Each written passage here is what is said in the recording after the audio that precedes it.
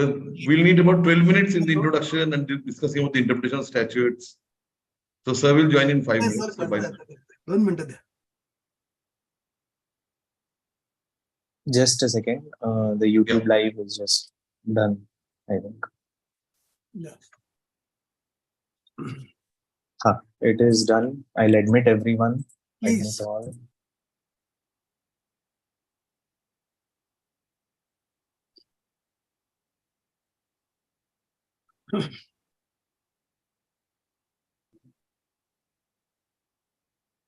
So once they're admitted, I think we can start. I think let's wait for the Pradeep sir to join in. Sure.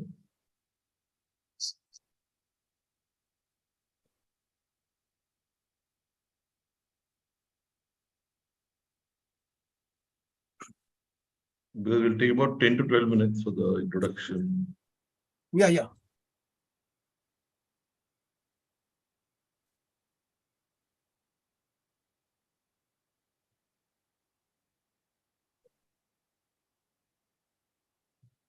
Good evening, everyone.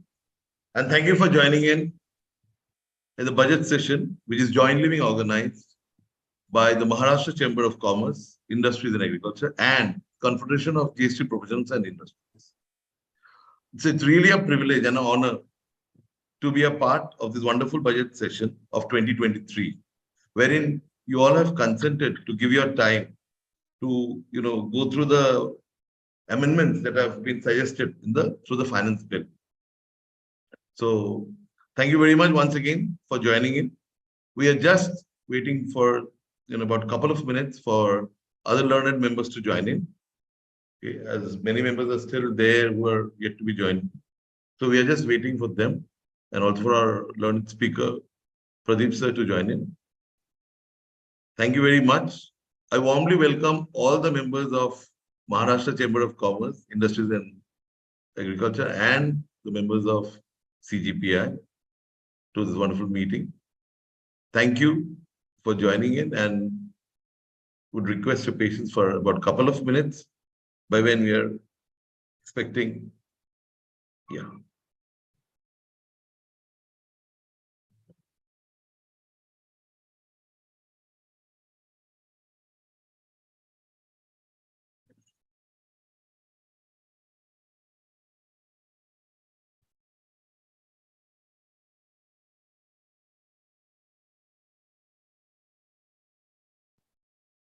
Good evening, everyone. And we welcome once again to all the members of MACCIA and CGPI to this session on the discussions that we're going to have on the recent amendments in the budget 2023. And it's indeed a pleasure and a privilege to have all learned members joining in today's deliberation with all of us.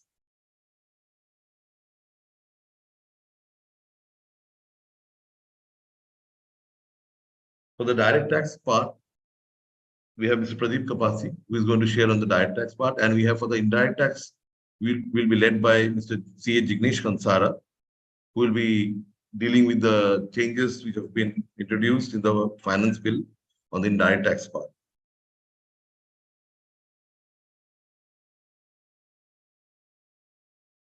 We have been kindly joined by Mr. Lalit Gandhi, President of MACCIA, and we warmly welcome him to the deliberation today. We also have, I can see among the participants, many learned members, and it's really an honor that all of you have joined today, because I'm sure the discussion will be fruitful because of the questions that may be raised, throughout, at the end of the deliberation, because of which all of us will be enlightened.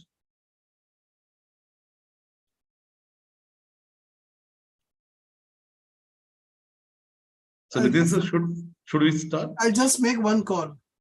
Okay.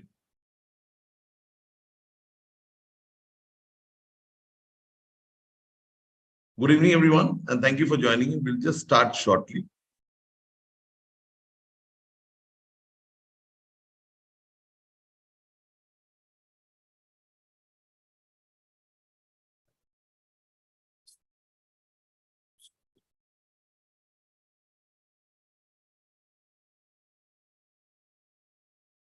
Thanks to all the members for blocking the diaries and joining this meeting today. Yeah. Yes. So should we start? Yes, please start. Yeah. So good evening once again to all our learned delegates from across India. I am really happy to see that members across India have joined this online, and that's the advantage of having an online meeting. So we are today, this session is being organized jointly by Maharashtra Chamber of Commerce, Industries and Agriculture, and the Confederation of GST Professionals and Industries. Two of the leading bodies, which are based out of Maharashtra, were handling pan-India presence. And here we are indeed fortunate to have amongst us Mr. Lalit Gandhi, President of MACCI. Though no introduction is required for Sir, but I would be really happy to give a very brief introduction. Sir is not only the President of Maharashtra Chamber of Commerce, Industries and Agriculture, but he is also the National Organizing Secretary of CADE. He is also a part of the management committee of FICCI and ESOCA. Apart from this, he was also a part of the delegation who went alongside Prime Minister to Rwanda in 2018. And he was also a part of the delegation which went with His Excellency Honorable President in the year 2015 to Sweden and 2018 to Greece. Apart from these, he is a nominee on behalf of the government in several leading organizations. Not only this, but he is also a prolific author with a diverse interest background, wherein he's written not only about cancer, he's also written about the cooperative bylaws and also about the empowerment of gents. So with this brief introduction, I would request Sir to kindly share with us a brief background of MACCIA and also his opening remarks. Over to you, Sir. Thank you, Arunji, Anupji. CGPI and Maharashtra Chamber of Commerce, Industry and Agriculture jointly organized today's important session. I welcome all participants who have participated from across the India for this important meeting. मैं स्वागत करना चाहता हूं CGPI के president Sujata राजनेकर जी, secretary Ishan Patkar जी, विनायक पाटकर जी, आज के जो main हमारे स्पीकर है प्रदीप कपासी जी, जिग्नेश कंसारा जी, बाकी सारे CGPI के ऑफिस पेयर्स, अनूप जी आपका तो नाम मैंने शुरू में ही लिया, और मेरे मित्र अरुण जी बाहे थे, अगर वो ज्वाइन हो गए हैं कोल्हापुर से, तो एक बहुत अच्छा इनिशिएटिव CGPI के माध्यम से और चैम्बर के सहयोग से आज लिया गया है। बजट हम सबके लिए, जो भी ट्रेड, इंडस्ट्री, इकोनॉमी से रिलेटेड है, उन सबके लिए एक बहुत ही इम्पोर्टेंट सब्जेक्ट होता है इन मंथ ऑफ फरवरी। क्या हमारे FM ने या हमारे प्राइम मिनिस्टर ने जो विजन देश के सामने रखा है, कहाँ हमारी इकोनॉमी आगे जाने वाली है, क्या प्रोविजंस है। वैसे हमारा as a being industry body या ट्रेड बॉडी, हमारा कंसर्न एक लिमिटेड परव्यू में रहता है, बट बीइंग अ प्रैक्टिशनर आपका इस बजट की ओर देखने का नजरिया अलग हो सकता है। आप बहुत ज्यादा डीपली जाके इसके अंदर के सारे इन एंड आउट्स देख सकते हैं, जिसका सारे टैक्सेशन पे इम्पैक्ट पड़ेगा या ओवरऑल हमारे ट्रेड इंडस्ट्री के साथ साथ इकोनॉमी पे इम्पैक्ट पड़ेगा। एट द आउटसाइड अगर हम कहें तो ये बजट एक फंडामेंटल एंगल से एक अच्छा बजट करके इंडस्ट्री ने और हमारे चैम्बर ने भी इसका वेलकम किया है कि लॉन्ग टर्म इम्पैक्ट देने वाला बजट रहेगा, जो एक इंफ्रास्ट्रक्चर पे फोकस्ड बजट है, एग्रीकल्चर पे फोकस्ड बजट है, जिससे हमारी इकोनॉमी सस्टेन कर पाएगी। लेकिन इसके अंदर जो डिटेल्स है उसके बारे में आप लोगों के माध्यम से हम भी जानना चाहेंगे कि इसमें क्या सिचुएशन ऐसी है जो हमारे लिए भी तकलीफ भी दे सकती है। अगर हम GST की बात करें तो मेरे इन 3-4 महीनों में FM के साथ 2 मीटिंग पर्सनली 1-to-1 हुई। इन दोनों मीटिंग में उन्होंने अमनेस्टी स्कीम देने का कमिटमेंट किया है। हमें वो एक्सपेक्टेशन था कि इस बजट में उसका कोई वो मेंशन करे, लेकिन हमें विश्वास है कि उन्होंने कमिटमेंट किया है, तो इस सेशन में कहीं भी उसका अनाउंसमेंट या पार्लियामेंट सेशन के बाद भी इसका अनाउंसमेंट हो सकता है। एक लॉन्ग अवेटेड और रिक्वायर्ड स्कीम जो एवरी टैक्स पेयर एक्सपेक्ट कर रहा है। जितने हैरेसमेंट्स हुए हैं जीएसटी आने के बाद टैक्स पेयर को, वो देखते हुए इस ऐसे स्कीम की आवश्यकता है। महाराष्ट्र चैम्बर के बारे में अगर कुछ मैं आपसे शेयर करना जरूर चाहूंगा। एक 100 ईयर ओल्ड अपेक्स बॉडी है। ट्रेड इंडस्ट्री, एग्रो इंडस्ट्री और सर्विस इंडस्ट्री, इन चारों सेगमेंट को रिप्रेजेंट करती है। Central government as well as state government के पॉलिसी मेकिंग में चैम्बर का एक इम्पोर्टेंट रोल हमेशा रहा है। Maharashtra is the first state in India who prepared trade policy, और वो ट्रेड पॉलिसी महाराष्ट्र चैम्बर ने बना के दी थी। इस तरह के कई सारे इनिशिएटिव महाराष्ट्र चैम्बर के माध्यम से हमने लिए, जो टैक्स के बारे में होते हैं, टैक्स रिफॉर्म्स के बारे में होते हैं, इंडस्ट्रियल पॉलिसी के बारे में है, ट्रेड पॉलिसीज के बारे में है, एग्रीकल्चर पॉलिसी के बारे में है। ऐसे कई अलग अलग सब्जेक्ट्स में चैम्बर अपना जो काम करता है उसके माध्यम से गवर्नमेंट को हम इनपुट भी देते रहते हैं, और कई सारे नए अचीवमेंट्स के इसके माध्यम से चैम्बर ने प्राप्त किए हैं। अभी रिसेंट इसके बारे में अगर हम कहें तो जो प्लास्टिक बैन पूरे इंडिया में आया हुआ है, उसमें महाराष्ट्र में paper products and non woven bag product ये भी बैन किए गए थे, जिससे करीब 8 लाख लोग अनएम्प्लॉयड होने की डर थी महाराष्ट्र में। तो महाराष्ट्र चैम्बर के इनिशिएटिव से वो हमने उसमें से एग्जम्पशन करवाए उन दोनों सेगमेंट को। ऐसे अलग अलग इश्यूज पे चैम्बर हमेशा काम करता रहा है। चैम्बर के 29 कंट्रीज के साथ डायरेक्ट एमओयूज है, जो हमारे मेंबर्स को या मेंबर बॉडीज को, उनके मेंबर्स को एक्सपोर्ट्स के लिए प्रमोट करता है, एक्सपोर्ट में फैसिलिटेट करने का काम करता है। और महाराष्ट्र का ओवरऑल ट्रेड इंडस्ट्री डेवलपमेंट के लिए चैम्बर पिछले 100 वर्षों से तो काम करता ही है। महाराष्ट्र का इंडस्ट्रियलाइजेशन का फाउंडेशन ये महाराष्ट्र चैम्बर के माध्यम से किया गया है। महाराष्ट्र MIDC जो महाराष्ट्र का इंडस्ट्रियल डेवलपमेंट कॉर्पोरेशन है, उसका कंसेप्ट ये महाराष्ट्र चैम्बर ने गवर्नमेंट को दिया हुआ है। उसके बाद कोऑपरेटिव इंडस्ट्रियल स्टेट का कंसेप्ट भी जो महाराष्ट्र चैम्बर ने दिया। आज महाराष्ट्र में 150 से ऊपर कोऑपरेटिव इंडस्ट्रियल स्टेट भी है। ऐसे कई सारे फर्स्ट महाराष्ट्र चैम्बर ने किए हैं। हमारे फाउंडर लेट वालचंद हिराचंद, जो एक विजनरी लीडर थे, जिन्होंने एक ट्रेंड सेट करके एक लिगेसी हमें हैंडओवर की है, वो लिगेसी के ऊपर चलते चलते महाराष्ट्र को डेवलपमेंट करने का काम चैम्बर के माध्यम से करते हैं। मुझे विश्वास है CGPI के माध्यम से हम इन सारे हमारे इनिशिएटिव्स को आगे लेने में सफल होंगे, और CGPI के एक्सपर्टाइज के माध्यम से हमारे मेंबर को भी हम इसका बेनिफिट दिला पाएंगे। आज के सेशन के लिए मैं शुभकामनाएं देता हूं। दोनों वक्ताओं को हम भी सुनना चाहेंगे। मैं किसी और यहाँ जगह पे बिजी हो तो मैं ऑफ रह के ये सारा आपका सेशन अटेंड करने का प्रयास करूंगा। Thank you Anup ji. Thank you so much sir. आपने महाराष्ट्र चैम्बर के बारे में हम लोग एनलाइटन किया, और हमें ये गर्व है कि हम ऐसे एक ऑर्गेनाइजेशन के साथ जॉइंटली काम करें जो कि 100 ईयर्स से पुराने हैं, और जो हुआ the first in many areas. Thank you very much sir. Thank you. Thank you. So now I would request the honorary treasurer of CGPI to share his brief background about CGPI and his opening remarks. But before that, I would like to quickly introduce him, though he also does not need an introduction. CA Nitin Bhutta is one of the rank holders in CA examinations. He is a practitioner with more than 30 years of experience. He is a prolific author who's been writing in all the leading websites, maybe Tax Guru, Tax Online, and other websites. He is also a regular speaker at different forums and has been training professionals and giving them, sound knowledge resources from time to time on different topics of interest on behalf of indirect tax as well as direct tax. So with this brief intro, and of course, I cannot forget to share that he is one of the founding members and the honorary treasurer of CGPI. So over to you, Nitin sir. Thank you, Adhu. Good afternoon. I welcome all of you and the President of Maharashtra Chamber, Lalit Gandhiji, who have partnered with us to host this program, and our elite speaker of the session, Pradeep Kapasi, who is going to deliberate on the direct tax amendments, and Jignesh Kansara will be deliberating on the indirect tax amendments, and all the members of CGPI as well as the chambers.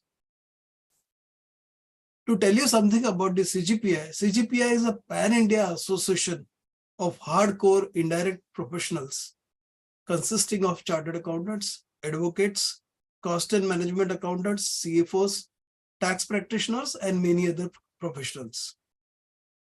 CGPI started its journey in the year of 2019, and it started achieving milestones by climbing steadily and surely, by conducting joint programs on a pan-India basis, by focusing on the niche aspects of indirect tax, intensive study groups, research papers, publishing blogs, filing writ petitions, filing the representations, and so on.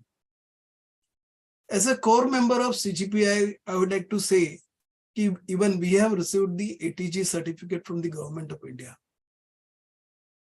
Today, we are extremely happy to host our first session on budget analysis of direct and indirect tax proposed amendments for the first time on the platform of CGPI by inviting speakers of par excellence who will deliberate, fine-tune aspects of budget details for the benefit of all, so that all the attendees can draw appropriate inferences due to threadbare discussions, which would help them to plan the affairs because of the changes arising due to such amendments, which are intricate as well as the complex.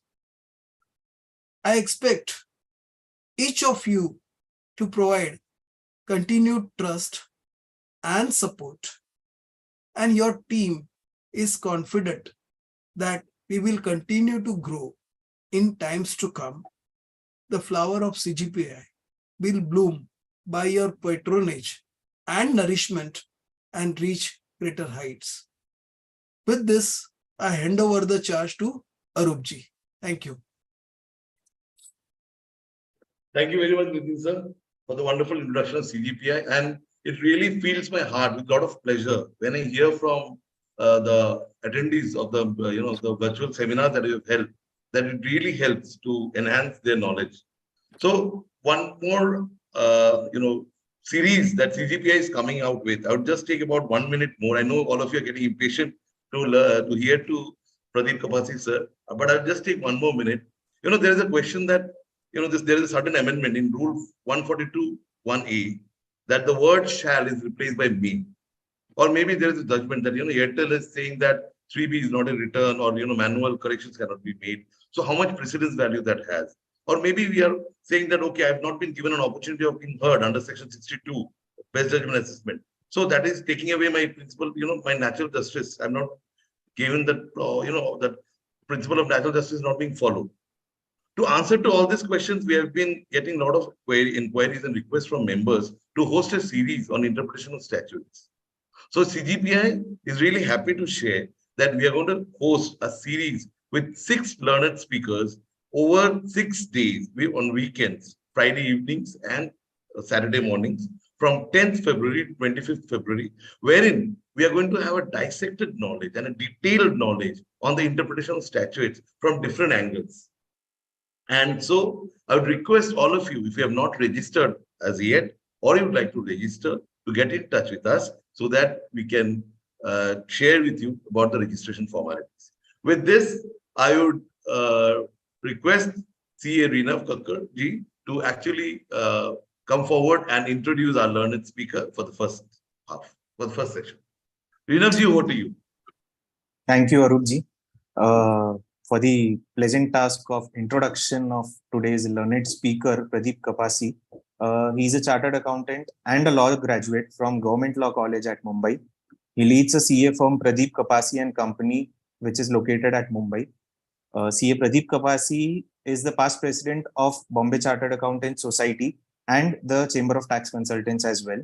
Apart from this, he has co-authored many professional books. The titles include Taxation and Accounting of Shares and Securities, Fringe Benefit Tax, Search, Seizure and Survey, Stamp Duty, Digest of Case Laws, a tax companion published by AIFTP, Taxation of Firms and Partners, AOP, BOI, and Joint Venture FAQs, International Taxation, Wills and Successions, HUF, Law and Taxation, Search and Seizure, Block Assessment, Special IT Assessment Procedures.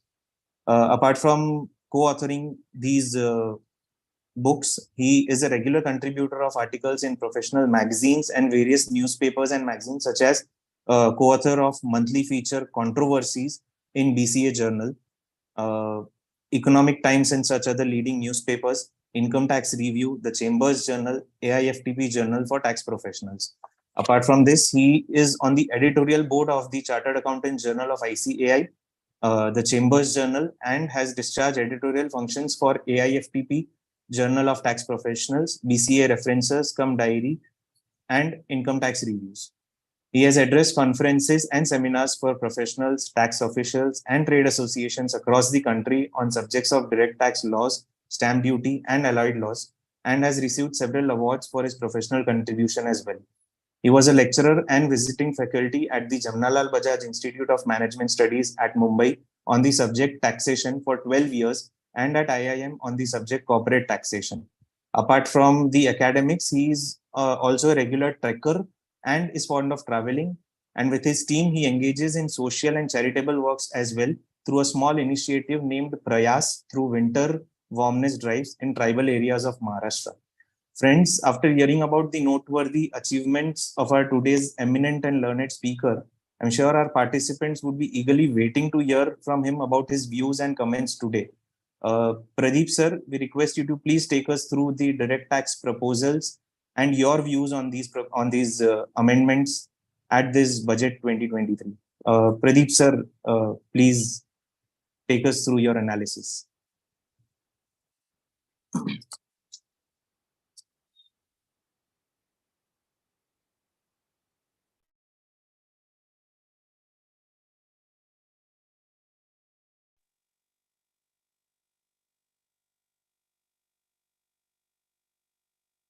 Pradeep sir.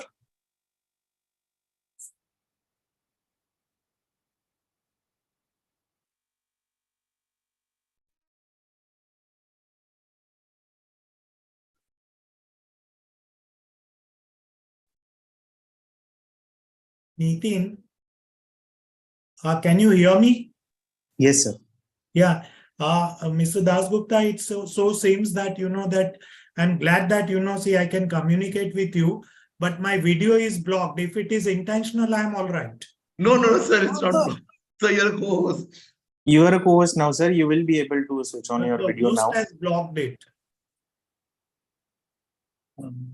Rina, will you just check, please? Yes, sir, we can see you. We can see you now, sir. Now it's okay? Yes, Yes, sir. sir. Very well. Yes. Very well. Sorry for this inconvenience. No Good problem. evening to all of you, the dignitaries of Confederation and the Chamber. I'm delighted to be amongst you, and thank you very much, Rina, for your very kind words of introduction. I do not know whether one really deserves it or not. But then, on the way, sees many things happen. Maybe yes, just I have shared it with you. Thank you for your kindness.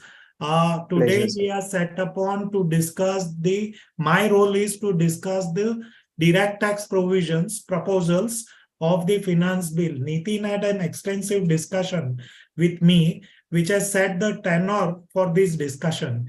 He told me that yes, that the level of the participants is an advanced level, and then one should try to see that we reach that level. So based on that, I have structured today's talk. Nitin did also inform me that there are about 122 amendments, and which if you carry the amendments within the amendments, they are more than 200. Now, one really is not sure whether one would be able to achieve, and me have selected most of them in the hope that we will at least be touching upon them in the PowerPoint presentation. And at the end, if there is a time available for considering few questions, we will surely take up that. So with that, permit me to share my PowerPoint and then, take you through the provisions. Sure, sir. You can share your screen. Sure. Yes. Yeah, that's it, right? Is it visible to all of you? Yes, sir. Yeah, very well. Yes, sir. Yeah. I just need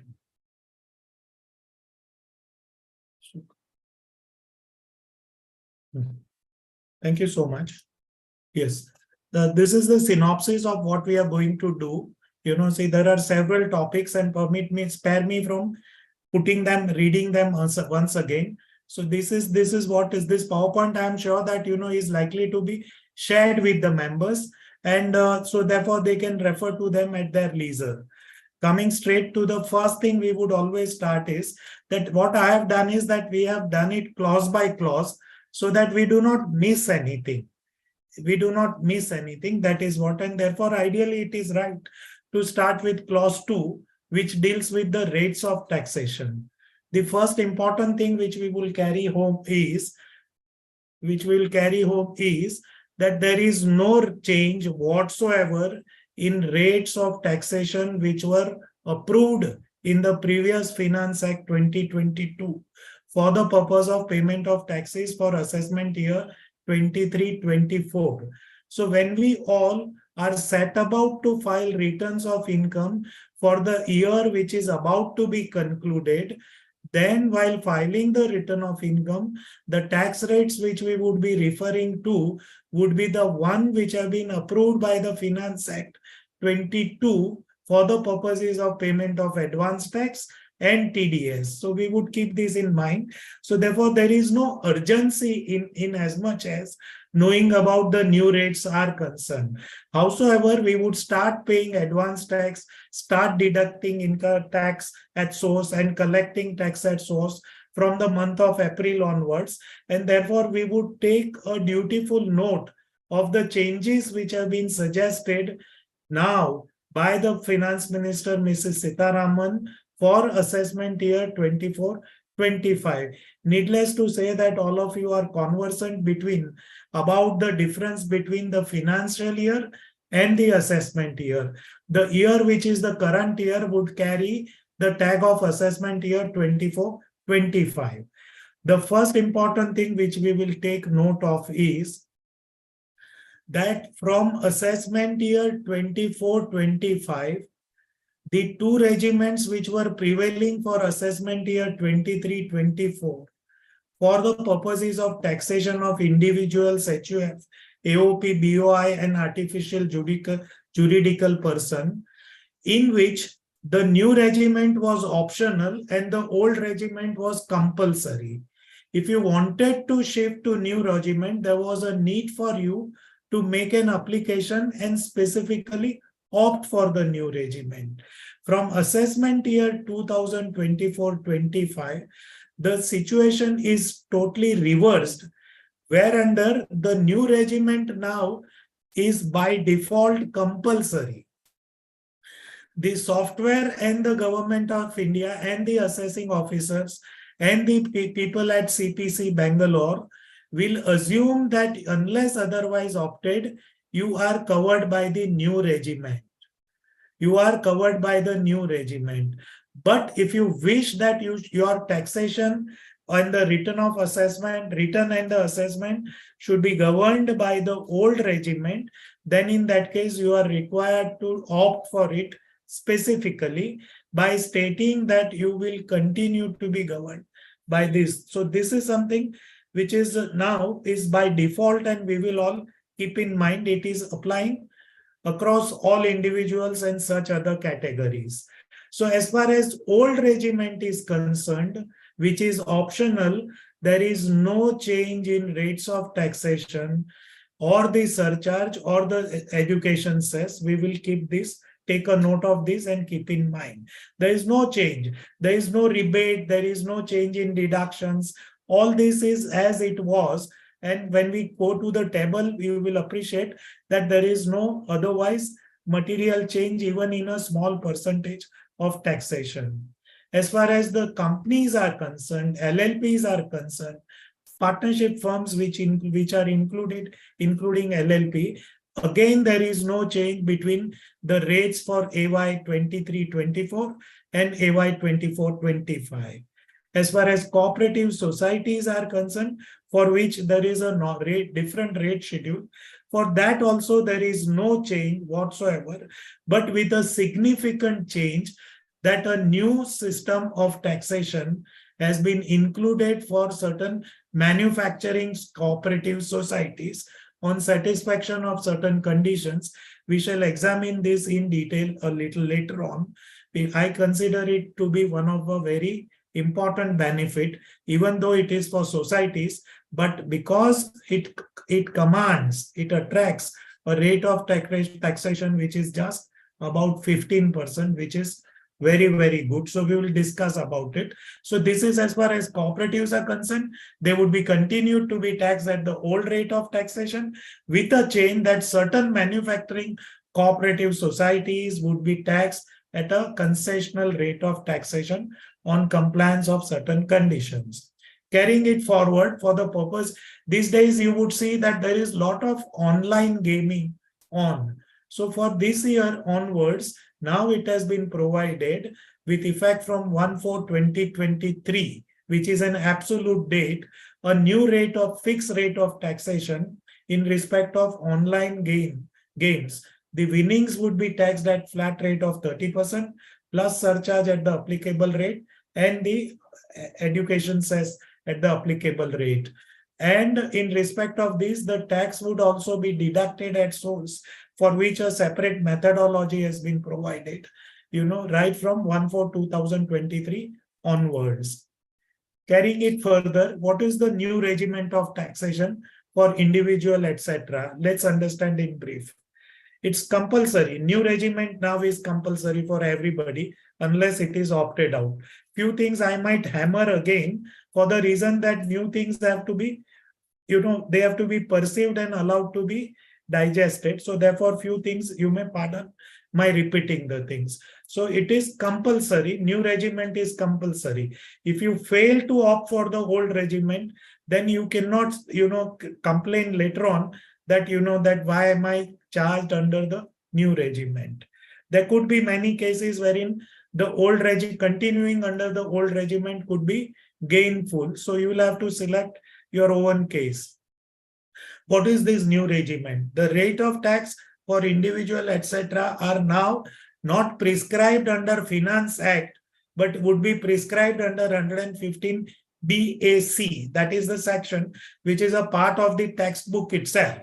So it's printed in the textbook and it will carry from year to year. These tax rates would be frozen unless amended. And they need not necessarily be through Finance Bill or Finance Act. Then you have a right to opt out of the default regiment. You have a right to do so out of the default regiment.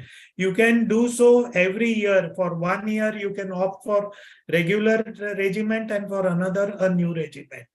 But this option which is available to you is only in respect of those assessees who do not have a business or a professional income.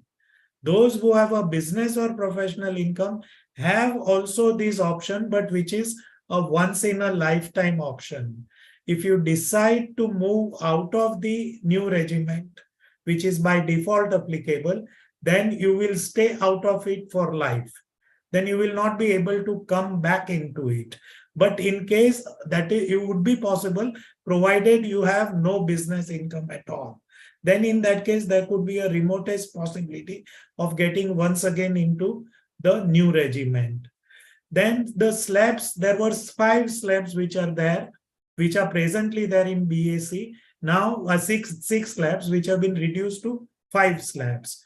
Importantly, the surcharge which was leviable even under BAC would now be reduced from 37% to 25% in the cases wherein you have income exceeding 5 crores of rupees.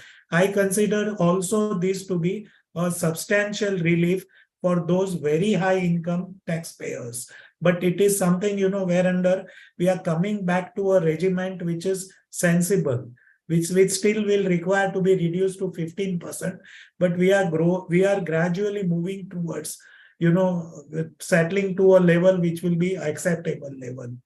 Importantly, you would be entitled to claim a standard deduction of 50,000 rupees as also a deduction for professional tax in a case where you are under the new regiment. This benefit would also be available elsewhere also, but this was so far denied to you. Up to AY 23-24, this benefit of deduction under Section 16, which was denied to you, is now specifically made available, which again contributes to a substantial saving for taxpayers for those who are in a higher tax bracket. There would be also a deduction, which is a new deduction, which is made available to Agniveers, will also be made available to them, even if they are in the default regiment. Then the last and important thing is also that if you have a total income not exceeding 7 lakhs of rupees, you would not be paying any taxes. If you have a total income not exceeding 7 lakhs of rupees, you will not be paying any taxes, which comes to about 25,000 of tax saving, which is popularly known as a rebate under Section 87A. Mind you, if your total income exceeds 7 lakh of rupees, then in that case, you would not be entitled to this rebate at all. This applies to all the assesses. Carrying this further is that significantly what is important is that between the tax slab of 10 lakh to 15 lakhs of rupees, the change which has arisen is that earlier it was being taxed at 30%, between 10 to 12.5 lakhs, it was some percentage, and thereafter it was 30%. Now, between 10 lakhs to 15 lakhs of rupees, you will be paying taxes only at 20%. The saving of 10% is sizable. Then, in respect of salaried persons, we have seen these deductions. A person in receipt of a pension would also be entitled to claim this deduction, and even a family member in receipt of a family pension post the person's demise would also be able to claim this deduction, which are handsome deduction under BAC regiment. Then further is Agniveer we have discussed, and there is no change whatsoever in health and education cess. There is a change in surcharge which we have discussed, taken note of. Now please look at this table, that it is comparing what was the rate of taxation in respect of the new regiment for AY 23-24 and AY 24.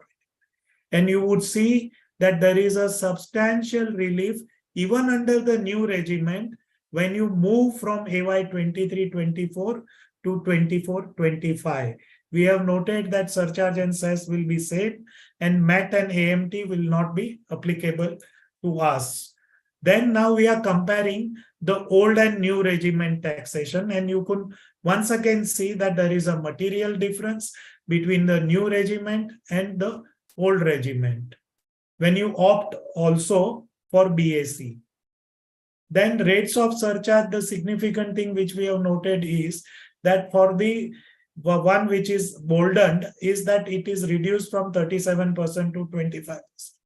The rest remains same. As far as domestic and foreign companies are concerned, there is no change whatsoever. No change even in surcharge relating to the cases where AOP is a company is a member of an AOP.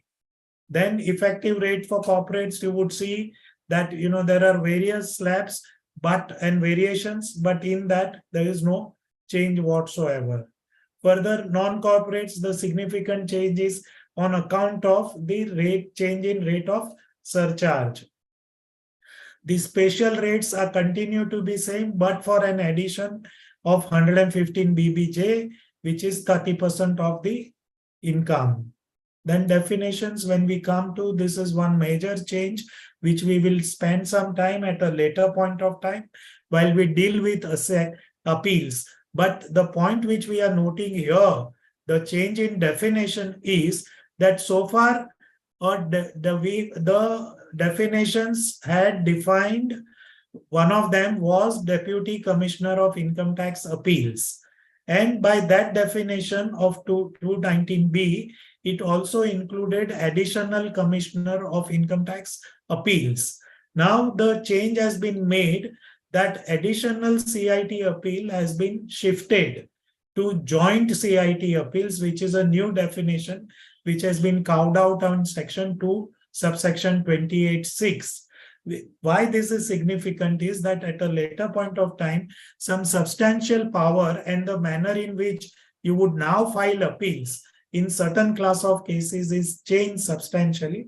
So it was my job to highlight this change. So this is the first important definition which has been amended.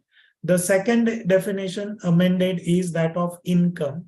As usual, this is a mandatory call which any finance minister takes to add more and more into the definition of income. So this year, two additions have been made.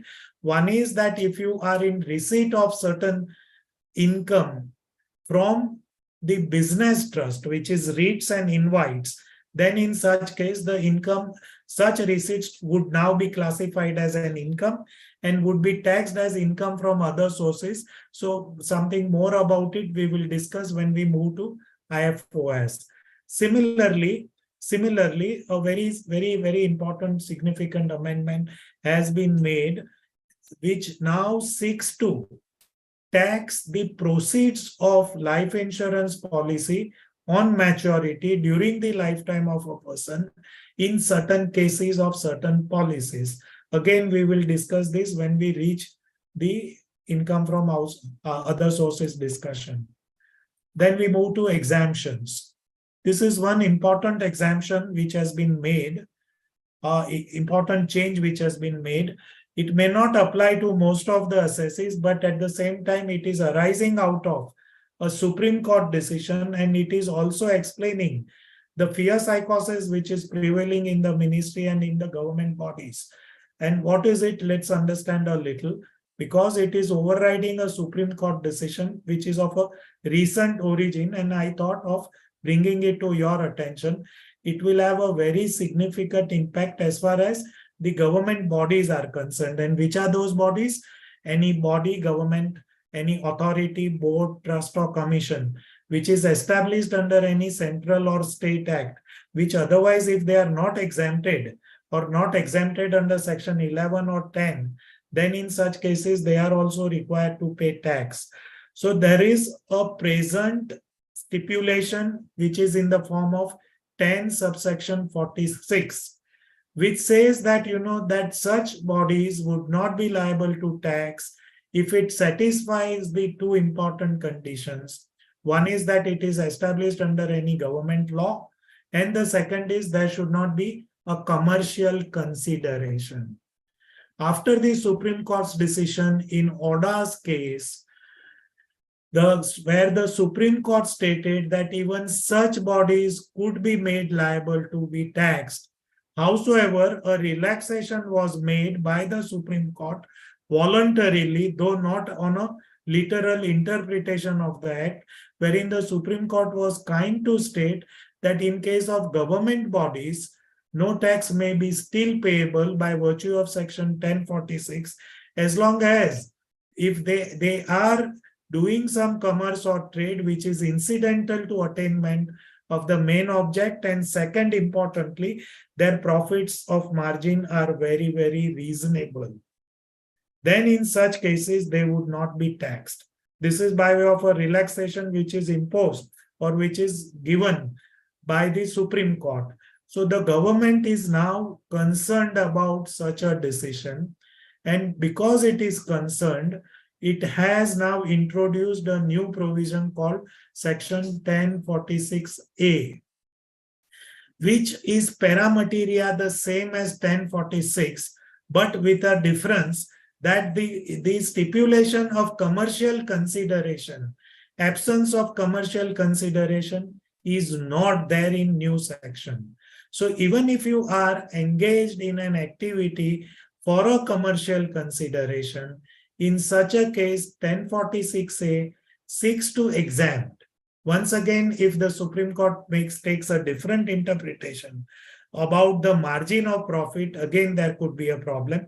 But presently, let us proceed with this, that 1046A provides for an exemption in respect of a government regulated body which has taken birth on account of a state or a central legislation. Its income would be exempt provided it is in relation of an activity which is of a general public utility. And which are they? Housing accommodation, town planning activities, activities which generally benefit the public, and any other thing which is notified by the central government in an official gazette. Moving further is SEZ units. Of course, the SEZ units which have already been set up only are entitled to this 10AA benefit, but which is a significant benefit, and there are 4 important changes have been made, proposed in this. That's why we have singled this out for our discussion. Any unit which is set up between 1/4/2005 to 30th September 2020, 30th September 2020 are eligible for a very handsome tax holiday of 15 years, subject to satisfaction of several conditions which are there. 4 more conditions have been added. What are they? The first one is that the return of income is required to be filed within the due date by which is prescribed under section 139(1). Then the next one is the proceeds of convertible proceeds, sale proceeds or the service proceeds have to be received in convertible foreign exchange within 6 months or the time extended by the Reserve Bank of India, which is the competent authority defined from this year for the purposes of extension. So this we would keep in mind. There is also a provision which permits you to keep your proceeds out of the country in a bank account with the permission of the competent authority, but you need a permission for that, not otherwise. And the last is that CFE, that is convertible foreign exchange, and competent authority are now defined in the section itself. Moving further, this is one wonderful scheme which has come, which would apply to limited number of persons. But because of the way in which it is introduced, I thought that let me share this thing with you. This is the appropriate comprehensive way of dealing with any tax exemption or even a tax burden, which is what is seen this time in this budget in respect of Agniveer scheme. So therefore, I would share with you. Agniveer scheme is all about inducting youngsters of a certain age in the armed forces. Once they are inducted on passing certain exams, their tenure would be only for 4 years. It would not be for a life year, not for lifetime. In the other armed forces or other services, see, you are an employee till you attain the superannuation, which is not so in this case. So the objective here is to retain the persons and to have their benefit of their skills for 4 years. They would be trained and thereafter they will serve the country. For these 4 years, they will be remunerated. While the payment is you are being remunerated, 30% of the remuneration would be deducted like in Provident Fund, and it will be deposited in a Armed Forces Corpus account, Agniveer Corpus Fund, in that 30%. And an equivalent amount would be contributed by the government month after month for a period of 4 years. Thereafter, at the end of the services period of 4 years, you would be repaid the entire corpus fund of your share along with interest, which would also be, I understand, would be a better rate of interest. Now, what is the taxation of these 3 things we need to consider? First, the remuneration which a person would receive surely would be that of an employee and would be taxed under the head salary. The contribution which the government is making, that 30% contribution, would also be considered as a salary within the meaning of salary under section 17(1) and would also be subjected to tax under the head salaries. So this would be something which would be entitled to standard deduction. The contribution which you are making to this Armed Corpus Fund, Agniveer Corpus Fund, and the government's contribution all together, 60% of it, would be eligible for deduction under section 80 HHC, which is a new section which is proposed. And lastly, whatever you would receive on retirement after 4 years, that corpus fund, Agnivir corpus fund, along with interest would be exempt under a new clause 1012C. So this is a comprehensive system of taxation, and I thought of sharing with you. Humongous amendments have been made in the last few years in the taxation of charitable trust, in the way they would be administered, in the way they would be registered.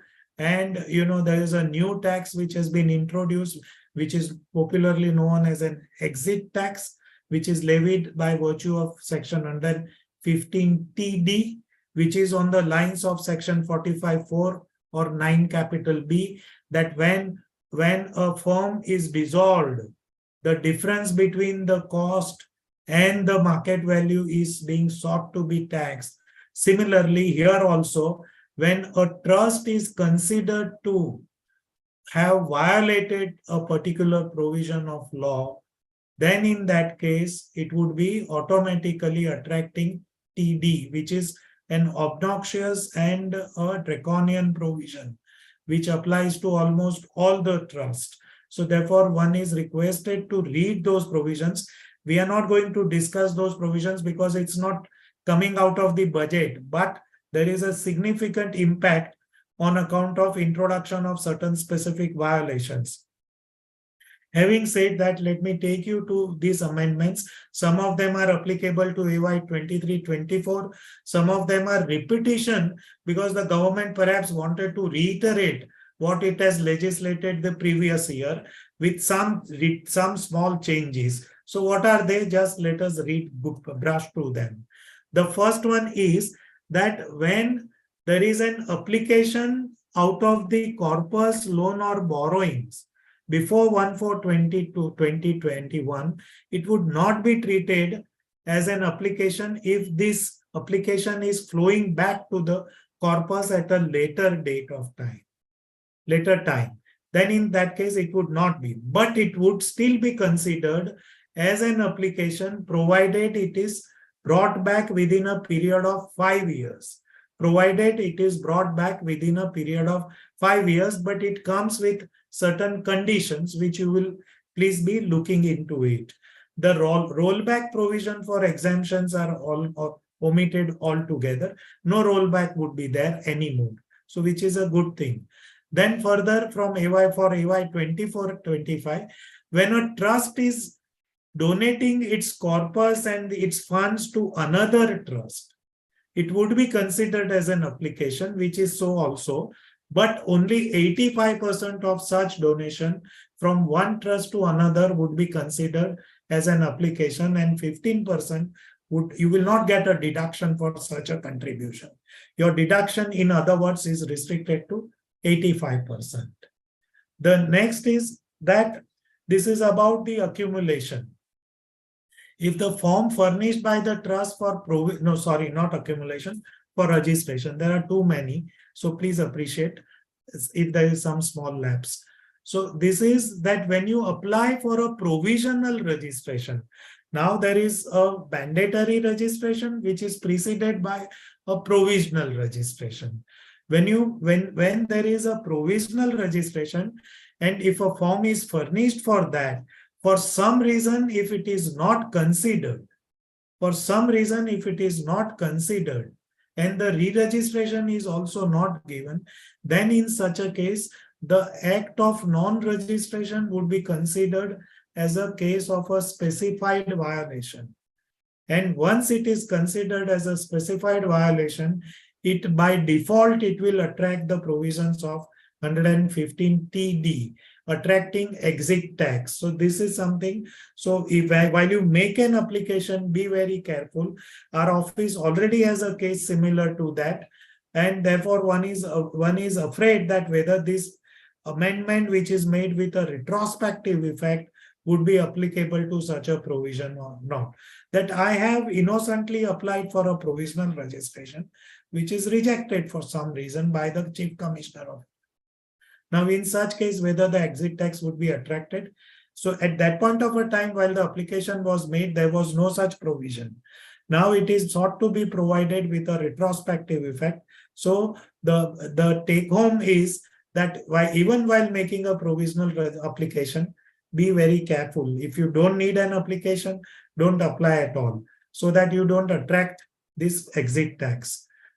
Again, the next one is that if Form 9A and Form 10A for accumulation is to be filed, you are now advised that at least it should be filed anytime, but that time should at least be 2 months before the due date of filing return of income. So if the date happens to be 30th of September, you are advised to file it by 31st of July. If the date happens to be something else, please see that you file it well in time. And if you do not see so, the government is obsessed with regulations, and compliance of this nature, which otherwise has no tax impact at all. But if you do not comply with the procedural things, the consequences are huge. So in order to avoid the resulting taxes, you are advised to comply with that. The exemption under 1023C 11 or 12 shall be available only if you have filed the return of income by due date, which could be 139(1), and fortunately even under 139(4), that is belated return. Carrying this further is that trust under both the regiments, there is new regiment and the old regiment, the one which is registered provisionally and thereafter registered forever, is that in both regimes should be allowed to make an application for the provisional approval only before the commencement of activities. Now, if you wish yourself to be registered for provisionally, then ensure that before you do the groundbreaking, before you start the activity, you please apply for provisional registration. Otherwise, that provisional registration would not be possible, meaning thereby you will be seeking the regular registration, meaning thereby in the intervening period before you are regularly registered, the income which you earn would not be eligible for the purposes of tax exemption. Trusts which have already commenced their activities should make an application for regular registration or approval, and such application, then there is a procedure which has been provided. Kindly go through this. If any trust fails to make an application within the specified period, it shall be deemed to have been converted. This again is a different kind of a specific violation. It will be converted into a form which is not eligible for registration or approval in the previous year in which the period for registration expires, the period for application expires, and consequently exit tax would also be levied. So these are the provisions which are unheard of, and it will take time even for professionals like all of us, for it to percolate in our mind and understand and advise our clients. Coming to salary, one singular change is made, that rent-free accommodation, how the perquisite of rent-free accommodation will be valued now would be prescribed by the rules, and the government has taken the power to do so. So this now taxation would be on the basis of this. There are provisions to explain that how it would be, but now instead of, and it has now been moved from the act to the rules, and that from rules to the forms, I believe. So therefore one will have to follow this as and when they are prescribed. Profits and gains of business. The Supreme Court famously, in the context of a write back of a loan or the debt in 2017, in the case of Mahindra and Mahindra, stated that such a write back would not be liable to taxation for the reason that it would not be considered as a benefit or a perquisite arising out of carrying on business or profession. The reason behind it is that it would be considered to have been received in cash and not in kind. There is an existing provision of 28(4) which says that the value of any benefit or perquisite, whether convertible into money or not, arising from business or the exercise of profession is taxable, is presently also taxable. But Supreme Court said that it does not include a case when a perquisite or a benefit was received in cash. To do away with this, after almost 6 years, the government has amended 28(4) now to provide that even where a perquisite or a benefit is received in cash or in kind or partly in cash or partly in kind, it would be a case of perquisite or benefit and would be a case of a business income and would be taxable at the ordinary rate of taxation. With that, it is overriding the decision of a Supreme Court. Consequential amendment has also been made in section 194, which is a cunning provision. Kindly look into it. With that, the doubts are created about the very wide net of TDS in the context of section 194, which already was wider enough. But with this amendment, now even cash kind of benefits would also be covered. In other words, when a medical representative is paid something in kind or by way of a gift voucher or by way of a credit card benefit, then in all such cases, these benefits also would be exposed not only to taxation, but would also be exposed to taxation TDS also under 194. A doubt has been created whether it is clarificatory or retrospective. Apparently, it is introduced from AY 24-25 and therefore should not be considered as clarificatory and should not be given any retrospective effect. But knowing the way we function, the government is likely to take a stand that 28(4) amendment of 2023 is a clarificatory amendment, and the Supreme Court decision at least was not relevant for interpreting this. A doubt has already been also created in respect of all those interest-free loans, intercorporate interest-free loans of the nature between the holding and subsidiary companies or the related companies, wherein interest-free funds are moving freely. Whether in such case, could it be ever considered as a benefit or a perquisite arising out of carrying on business is a new challenge which all of us will have to negotiate out of. Preliminary expenditure. When you wish to claim a deduction on account of an expenditure which is of a nature of preliminary expenditure, then you get a good deduction under section 35D in respect of expenditures which are otherwise not allowable as a deduction because they are expenditures incurred prior to commencement of business and therefore by default are not entitled for deduction. But these deductions are given for many years on an amortized basis.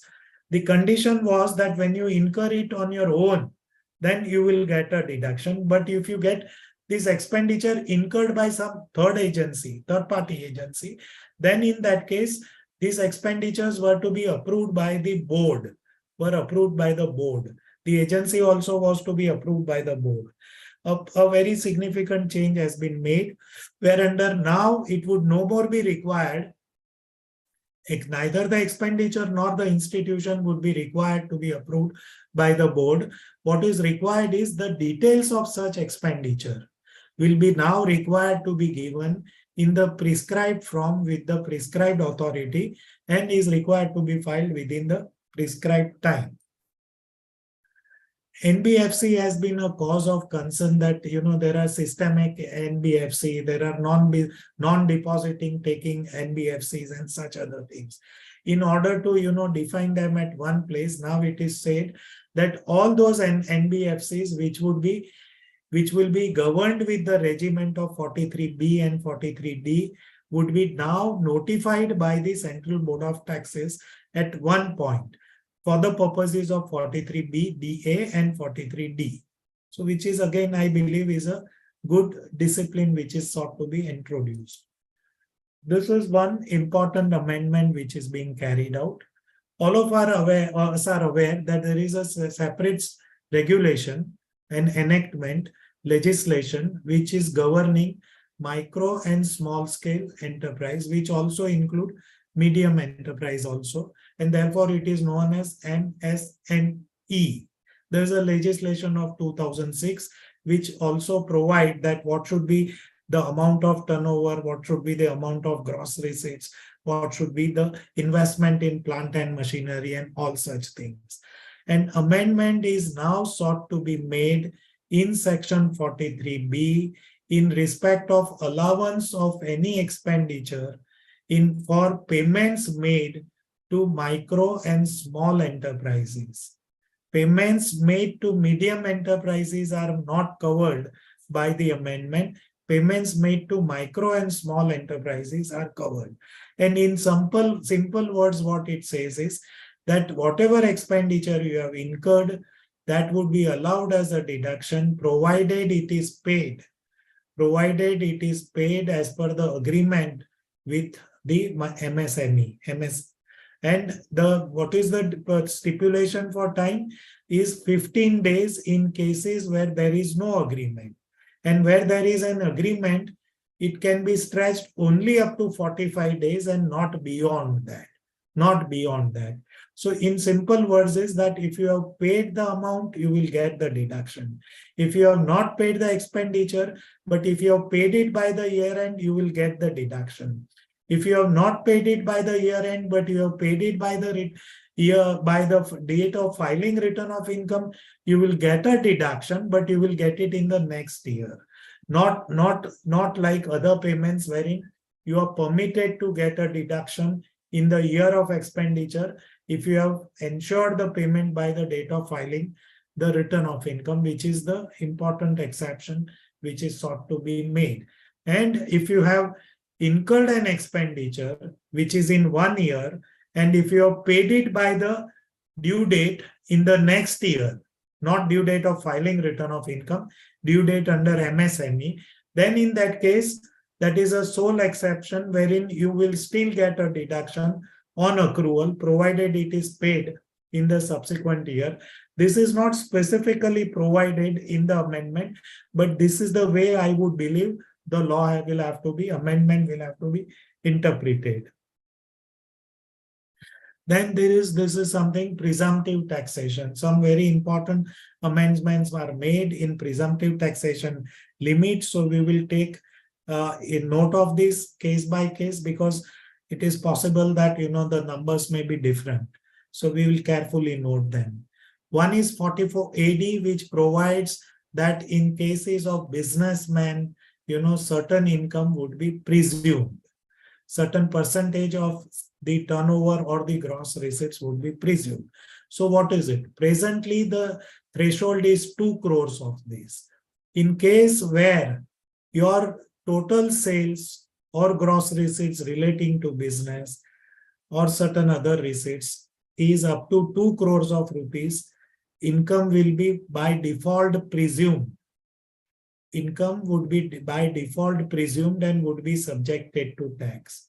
The limit is that of 2 crores of rupees. If you do not wish to be governed by this provision, then you have to opt out for this and you will have to get your accounts audited. This simple thing is. This limit of 2 crores is now increased to 3 crores. Is now increased to 3 crores, provided your cash receipts is not in excess of 5% of your total turnover or gross business. This limit is increased only in cases where your cash receipts are up to 5% or less.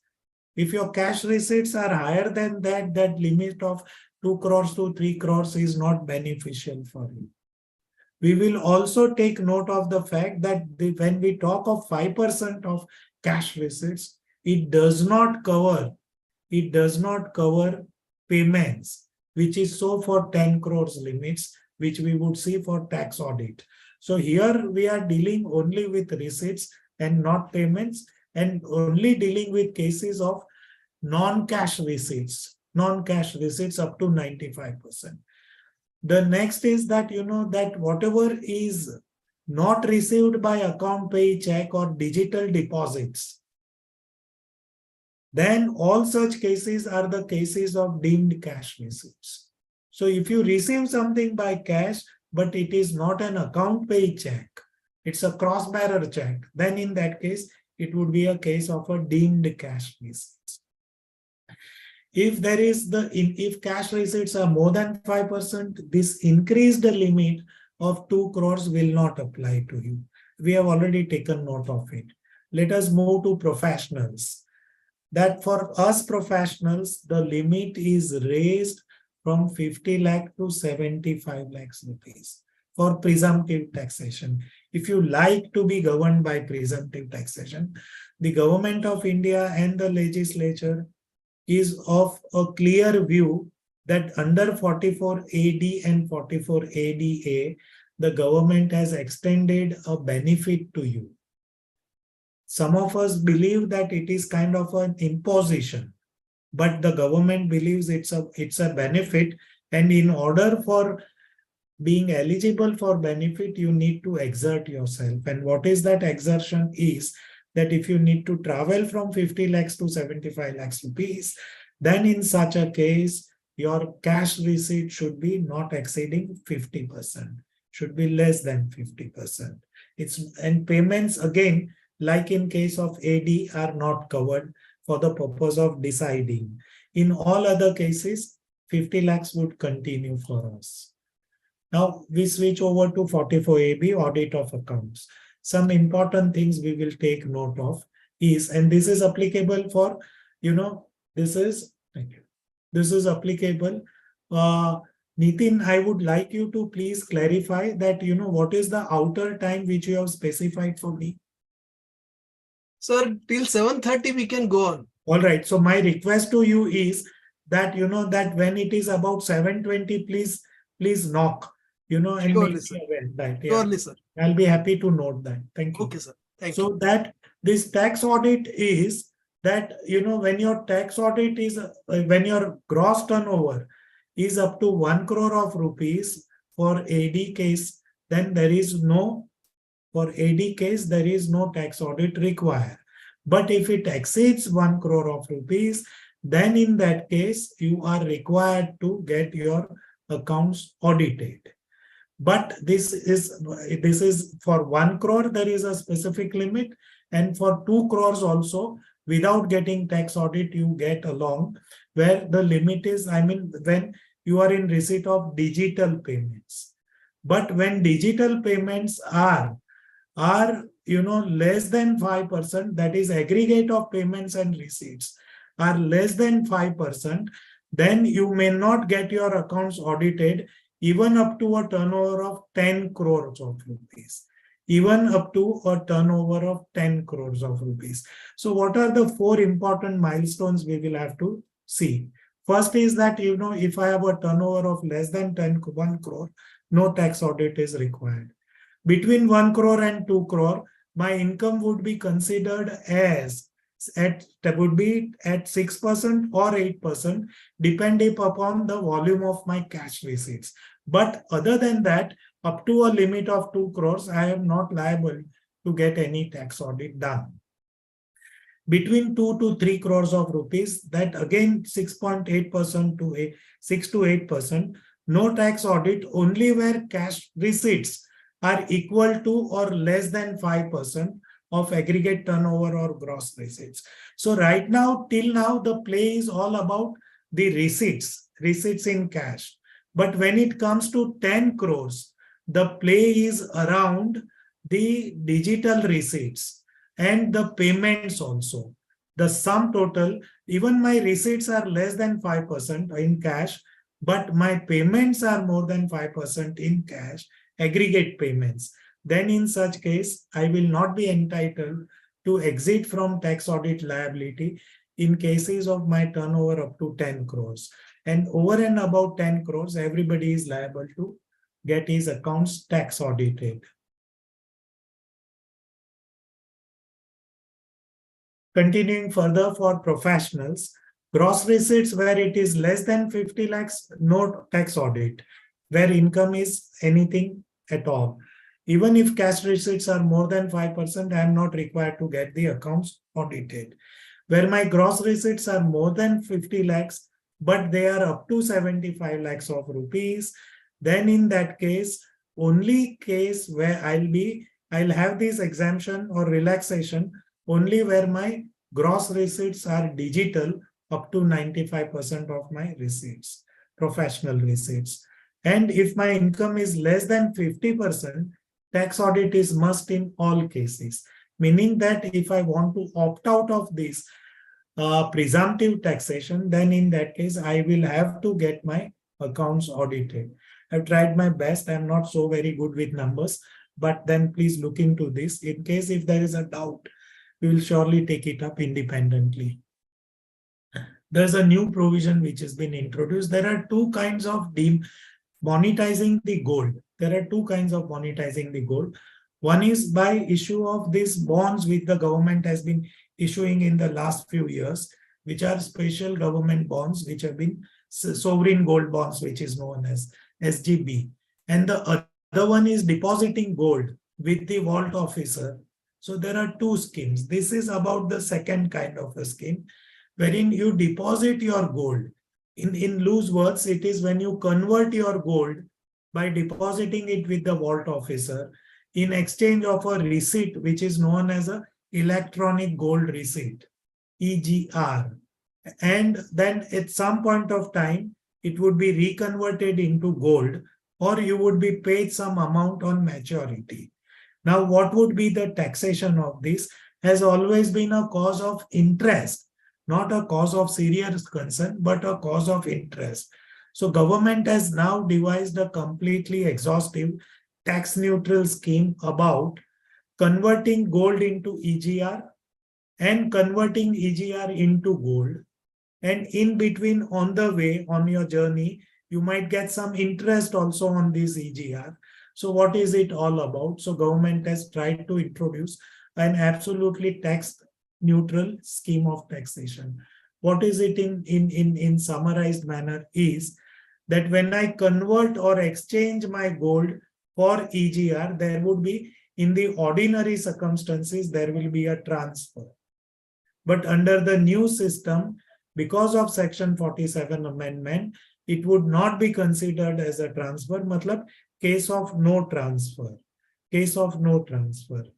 When it is reconverted, the period of holding would be as per the original. It will commence from the date of acquisition of the gold and not EGR. So the period also will be elongated. Section 2, subsection 48(2)(a), which is otherwise defining the tenure of short-term capital asset, is also amended. What will be the cost of my acquisition of the EGR or of the gold? The cost of acquisition will travel back in time to the cost of acquisition of the gold. So this is how it would be considered as tax neutral. I will not have the benefit of a enhanced cost of acquisition, but I will not also have the deficiency of the reduced period of holding. So that, you know, once you desire to be tax neutral, this scheme will work for you. Similarly, when the gold which you have received, which is eventually transferred, for that gold also 47 would apply. But at that point of time, 47 would not consider it to be a case of no transfer.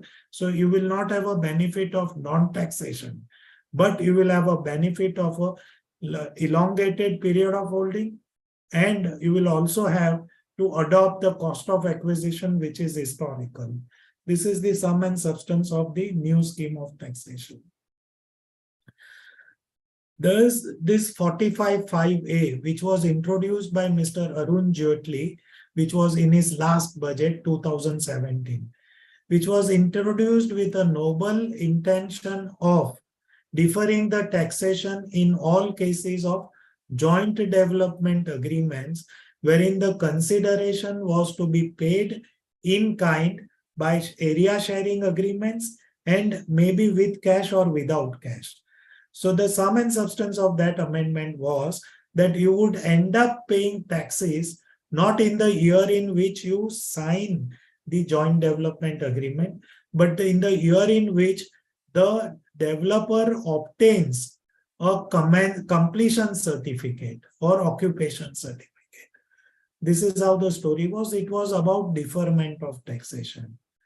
For some reason, it is now being made clear in the memorandum explaining the provisions that the government was of a doubt that some of the taxpayers were interpreting 45(5)(a) to mean that deferment of taxation would be in such a manner that in the year in which the tax is chargeable, tax would be payable only on cash component of the JDA and not on the developed area share which is received by the landlord. So therefore, the government has now introduced an amendment to make it abundantly clear that the full value of consideration for the purposes of section 48A would be the aggregate or the sum total of the market value of the developed area prevailing in the year of completion or occupation certificate, and that would be added with the cash component. So that is something which will be section 48, full value of consideration, reduce the index cost of acquisition, and then the expenditure which you have incurred, if any, on transfer. That would be something, would be capital gains and would be taxed.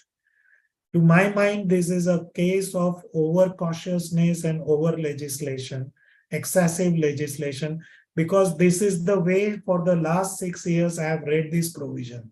And I believe that you also would not have interpreted it differently. But now it has been, for whatever it is worth, it has been made abundantly clear, and the government has relied upon the provisions of 194 1A, which requires you to deduct tax on both the components. In fact, it should have been other way around. Be that as it may be, this is what is the amendment. These MLDs were the, favorite child of the high net worth individuals. Several structures, financial structures were being, evolved, whereunder, it will be the whole evolution of these structures, construction of these structures was with one single objective of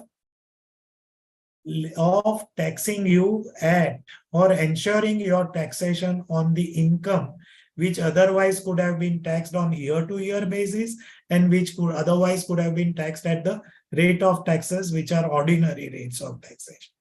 These MLDs used to achieve two important things.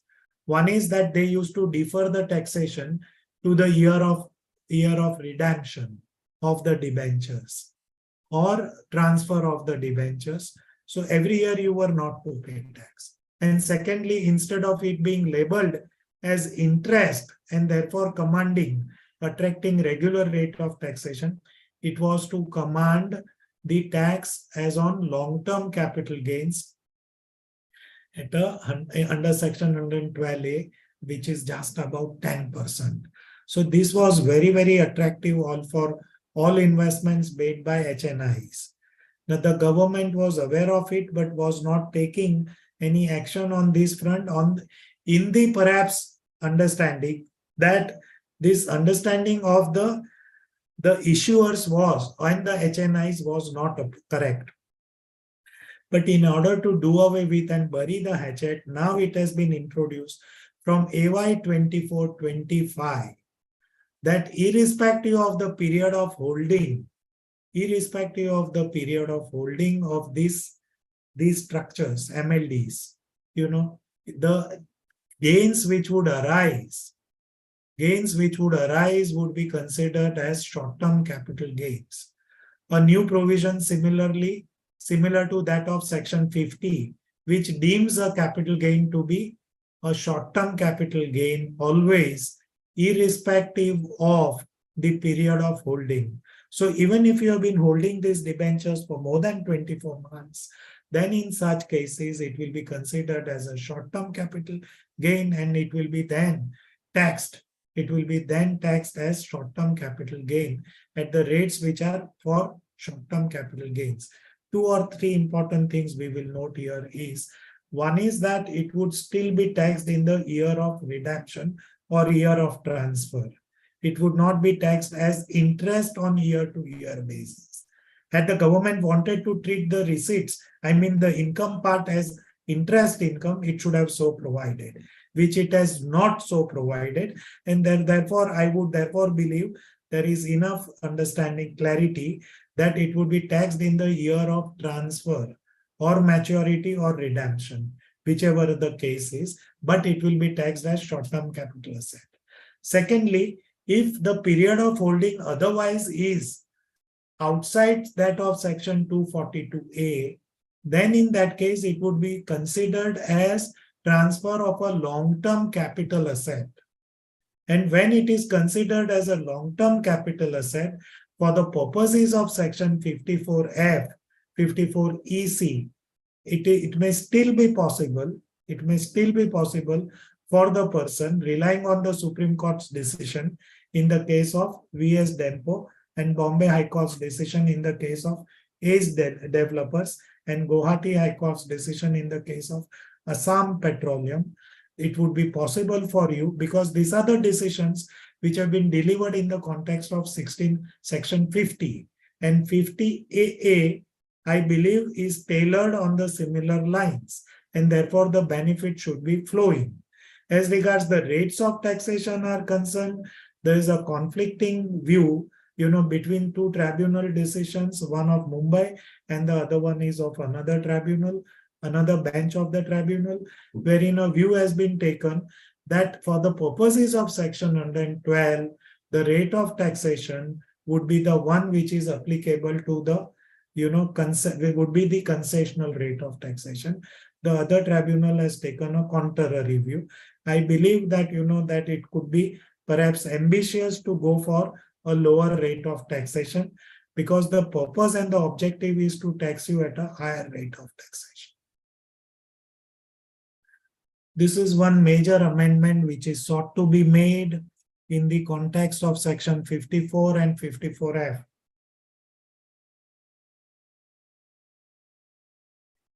Effective from AY 24-25. If you happen to have made a capital gains on transfer of a residential premises, then in that case, you will continue to be governed with section 54. If you have transferred a non-residential asset, you will be continue to be governed by 54F. The change which is made in both the provisions is in relation to capping the value of reinvestment, in a new house property which you would purchase. So far, there is no limit, to the amount of reinvestment. There is no limit to the amount of reinvestment for the purposes of section 54. And therefore, there is no limit to the amount of capital gains which would be exempt in your hands under section 54, as long as you satisfy the other conditions of section 54. We will understand both these provisions separately, though the amendments are identical, but the implications could be different. So when it comes to 54, the amount of reinvestment is the amount of exemption which you get normally. That's what it is. So because there what is required to be reinvested is the capital gains.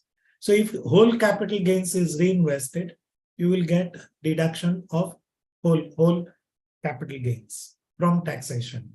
If 60% of capital gain is reinvested, 40% would be taxed. This is how it is. So as far as this is concerned, your capping of the reinvestment, what is capped is the amount of reinvestment. What is capped is the amount of reinvestment.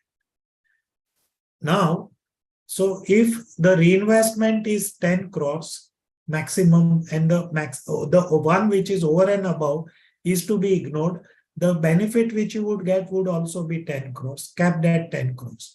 So on functioning of 54, there is not much of a play possible or a difficulty envisaged. But when it comes to 54F, the rules here are different. The amendment is same, but the rules are different. The rules so far provide that what is required to be reinvested is not only the amount of capital gain, but the amount of net consideration which you have received.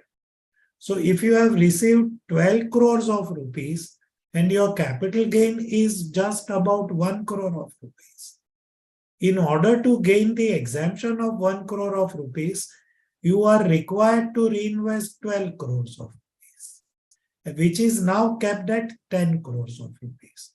So the benefit would be very marginal or paltry in terms of the quantum of overall deposits. But here you are still, your reinvestment is capped at 10 crores of rupees. I personally do not see any reason to cap it at 10 crores of rupees, for the reason that my benefit is still less than 1 crore of rupees. But if the objective is to see that, that the high, premium properties should not be the one which should be opted for the purposes of saving on taxes. If that is the objective, then in the process for 54F, this is not something which is very, very beneficial to the assessees. It will cut both the ways, and in some cases it can hit you below the belt also, because for gaining some exemption of 50-60 lakhs of rupees, if you are capping my investment, I better pay taxes at all. This is what is my thinking, but it could be otherwise also. So this difference is being sought to be explained and shared with you, that the impact of both would be different. In both the provisions, it's also saying that the benefit is pegged at 10 crores of rupees of exemption. So two ceilings are provided. One is ceiling of reinvestment, that is the purchase value of house property, and the other one is the benefit, the exemption which I claim. So when it comes to 54, I have no difficulty. But in 54F, on a reinvestment of 10 crores, I'll never get a benefit of 10 crores. I'll never get a benefit of 10 crores unless I have no cost of acquisition at all. Unless I just thought of dutifully bringing it to your contention, for your consideration. There is no heartburn in my mind, but it is a bit unjust, and I thought therefore sharing with you. A consequential amendment is also made that, in such cases, the capital, it would be possible, it will be required to deposit these capital gains in the capital account scheme, and it will also be required to be depositing the net consideration in this capital account scheme. The benefit of 54EC is an independent benefit, and it may be fruitful in some cases to opt for 54EC as against the other benefit. This is one major benefit which is sought to be made. See, it is a half-baked amendment, but the sum and substance of the amendment, the legislative intent appears to be that there are some intangible assets which are covered by Section 55, wherein the cost of such an intangible asset is considered to be nil, unless otherwise paid for. So in such cases, the Act permits the receipt to be taxed whenever there is a capital gains on transfer of such intangible assets of the goodwill, tenancy rights, and such other nature. But then the government was apprehensive that yes, that in all cases of non-specified intangible assets, there was a possibility of it being not taxed at all. It's going spot-free on account of the decision of the Supreme Court in the case of B.C. Srinivasa Sethi, by now a very famous 40 years old decision. So in order to plug this loophole, the government has now provided that for all intangible assets, the cost will be presumed to be nil. And as a consequence, which is not provided for in the amendment, as a consequence, the entire receipts, depending upon its tenure of holding, it would be considered as capital gains and would be taxed either as short-term capital gain or a long-term capital gains and would be taxed accordingly, subject to the benefits of reinvestment. What is also sought to be provided is that intangible assets and the rights therein. Not only the assets are sought to be plugged, but the rights therein also are sought to be plugged. So therefore, now one would believe that intangible assets by nature are rights in an asset, because that's why they are intangible assets. They are rights they are derivatives. The rights are derivatives and therefore they are intangibles. But now it has perhaps been provided out of abundant precaution that cost of acquisition or improvement for remaining intangible assets or rights would also be governed, and in all such cases, they would be the cost would be considered as nil unless otherwise paid for. Again, the doubt which is there is whether it is clarificatory or retrospective, and the answer is the same which we have dealt with while dealing with 28 Roman 4. This is again another important amendment, is that when you pay interest on borrowings for purchase of house property, then you get a deduction under section 24 also. And whether in cases where you have capitalized such interest, even where you had claimed it as deduction under 24 or under 80C, then in that case, some attempts were made in the past and they were successful, wherein even at the time of transfer of capital asset, this was considered interest which was capitalized was considered to be a cost of acquisition. And the first decision was delivered by Chennai bench of tribunal, allowing double deduction. The government this year from AY 24-25 has now made it clear that no double deduction would be given in cases where a deduction was claimed under any of the provisions of the Act in respect of that interest. It will not form a part of cost of acquisition or not even part of cost of improvement. Then we move to income from other sources. This is an important amendment which has been made under section 56(2). The clause which we are talking about is small 7b, Roman 7 small b, which is sought to be made by introduction of clause 32. So far, a company which was in receipt of share capital or premium, and wherein the amount which was received was more than the value of such shares or the premium, which was calculated as per Rule 11 UA of the income tax rules, the difference was sought to be taxed in the hands of the company, meaning thereby that if the share value was 100 rupees and if you receive 1000 rupees from a resident, then in such case that 900 rupees was sought to be taxed. But the caveat was that such a receipt was to be from a resident individual, resident person. Now it has been sought to be amended that even where such receipts are from a non-resident person, a Mauritian company, a Cayman Island company, or any other company, if it has paid you 1000 rupees for a face value of 100 rupees, or even when the face value is 1000, but what you were entitled to receive was 100 only, then in such cases, there would be a taxation. So one will have to be careful about it. So the shares would anymore be issued even to resident or to non-resident at the value which is commanded by Rule 11 UA. This is receipt from business trust. This is also a bit difficult to appreciate, is that, but it is obviously curbing a practice which was not a very healthy practice. A business trust of REIT nature or InvIT nature were distributing income to its members, its holders, unit holders.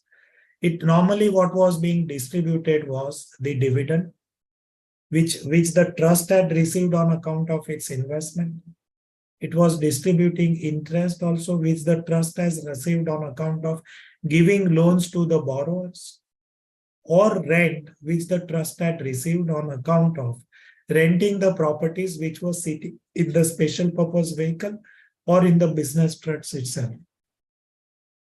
When it was being distributed, and if it was otherwise being taxed under 115(11) UA, then in the hands of the beneficiaries, either it was passed through or it was taxed under, either it was passed through, or if it was taxed under for non-application of 115(11) UA and 1023 FC, a regiment was different for these. What was happening of that, instead of limiting the distribution to dividend, rent and interest, it was also distributing something to the members, to the unit holders, something which was labeled as return of debt. And this return of debt was considered to be non-taxable in the hands of the member and also in the hands of the business trust. It was considered that, the unit holder had created certain debt by lending it to the business trust, which was, so therefore it was, in short, it was considered as a return of capital. It was considered as a return of capital and therefore was not being taxed. The government did not like this practice, and now it has been provided that the benefit of exemption in the hands of the trust would be restricted to passing over of dividend, the interest and the rental income. If it is subjected to tax by virtue of 115 UA, then whatever amount which has been subjected to tax would be not taxable in the hands of the unit holder. This is the sum and substance of this, that it would be taxed as income from other sources. Ordinarily, whatever a unit holder would receive in his hands, it will retain the character of income, that is of rent, dividend or interest. But in such case of return of debt, it would be considered as the case of receipt of income, which would be taxed under the head income from other sources. An amendment out of abundant caution has already been made, parallelly made in section 224 by introduction of a specific clause for that, which is 17D. This is, now we come to these life insurance policies.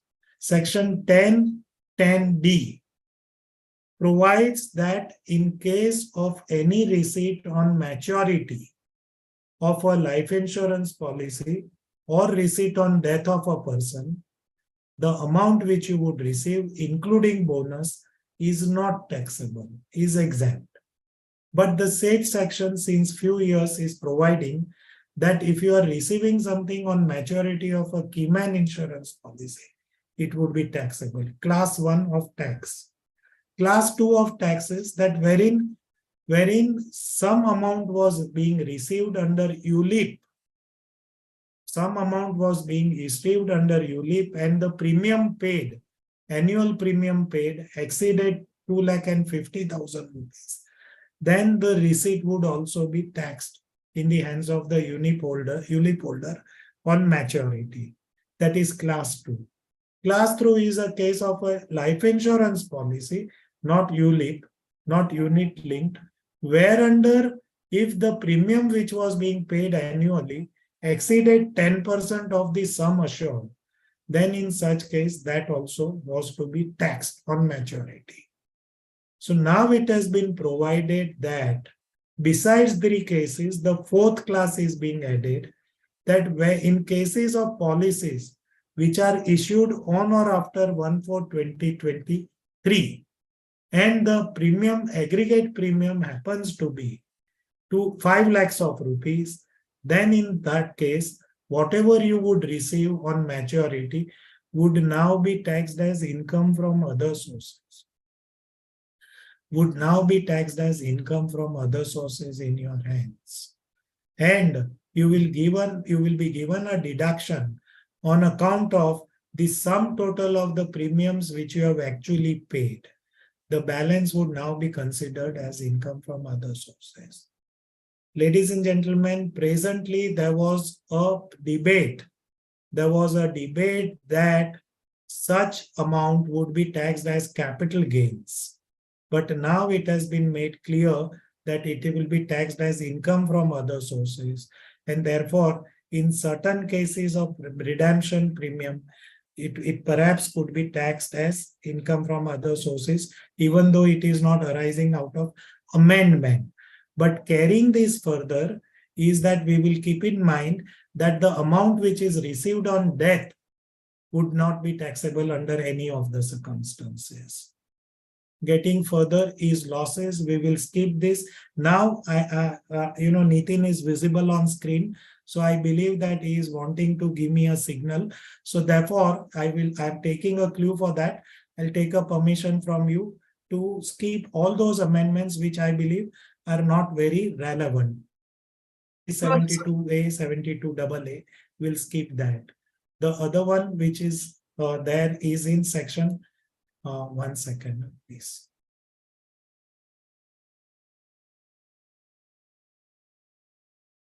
Hello. On your screen, do you see something else other than the slide?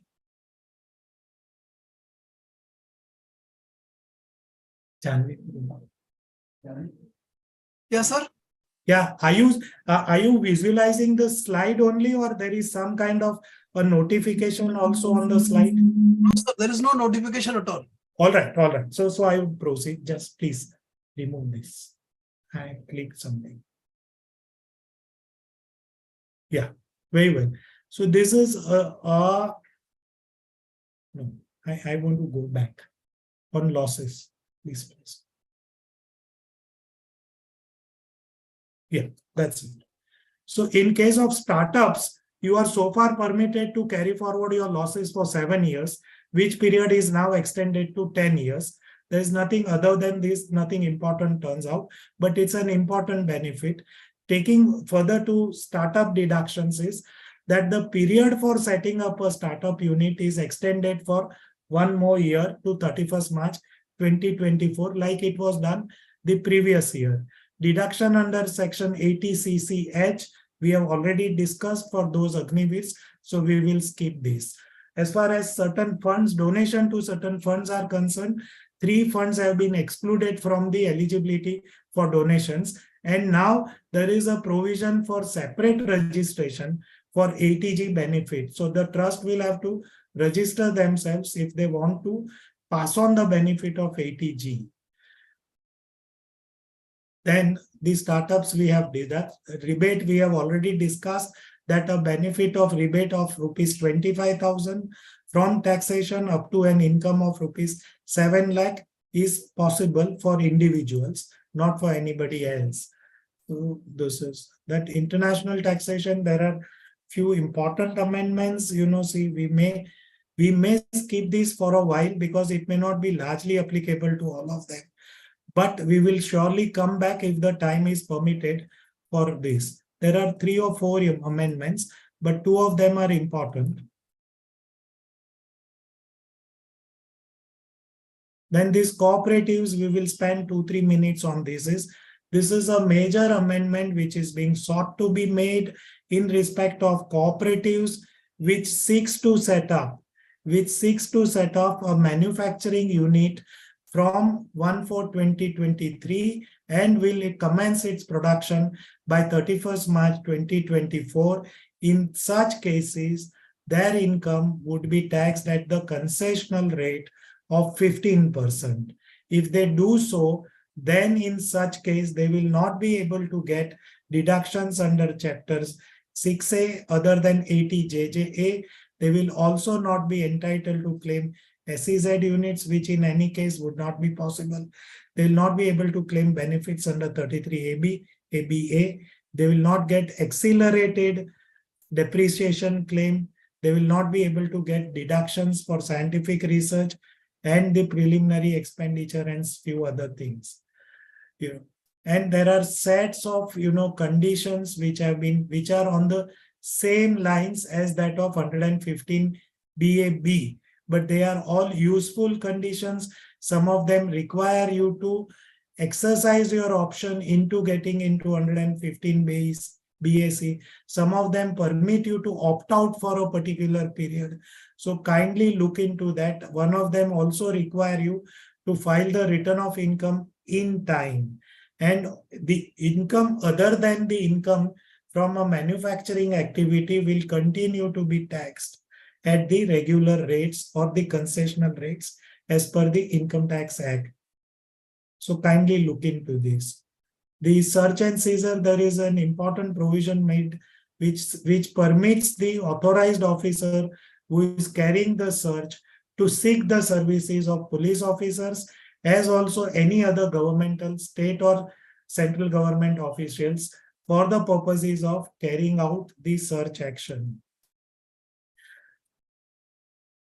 Assessments is that you are, this was an amendment is proposed, but back to back next day a clarification has been introduced that you will not be required to pay double interest in respect of an interest on advance default in advance tax under section 234B. Therefore, I would believe for right now that there is no damage cost to be done on account of this amendment. This is an important amendment which is sought to be made, which is an inventory valuation. You would appreciate that an assessee is required to value his inventory as per ICDS 2. An assessee is required to value as per ICDS 2.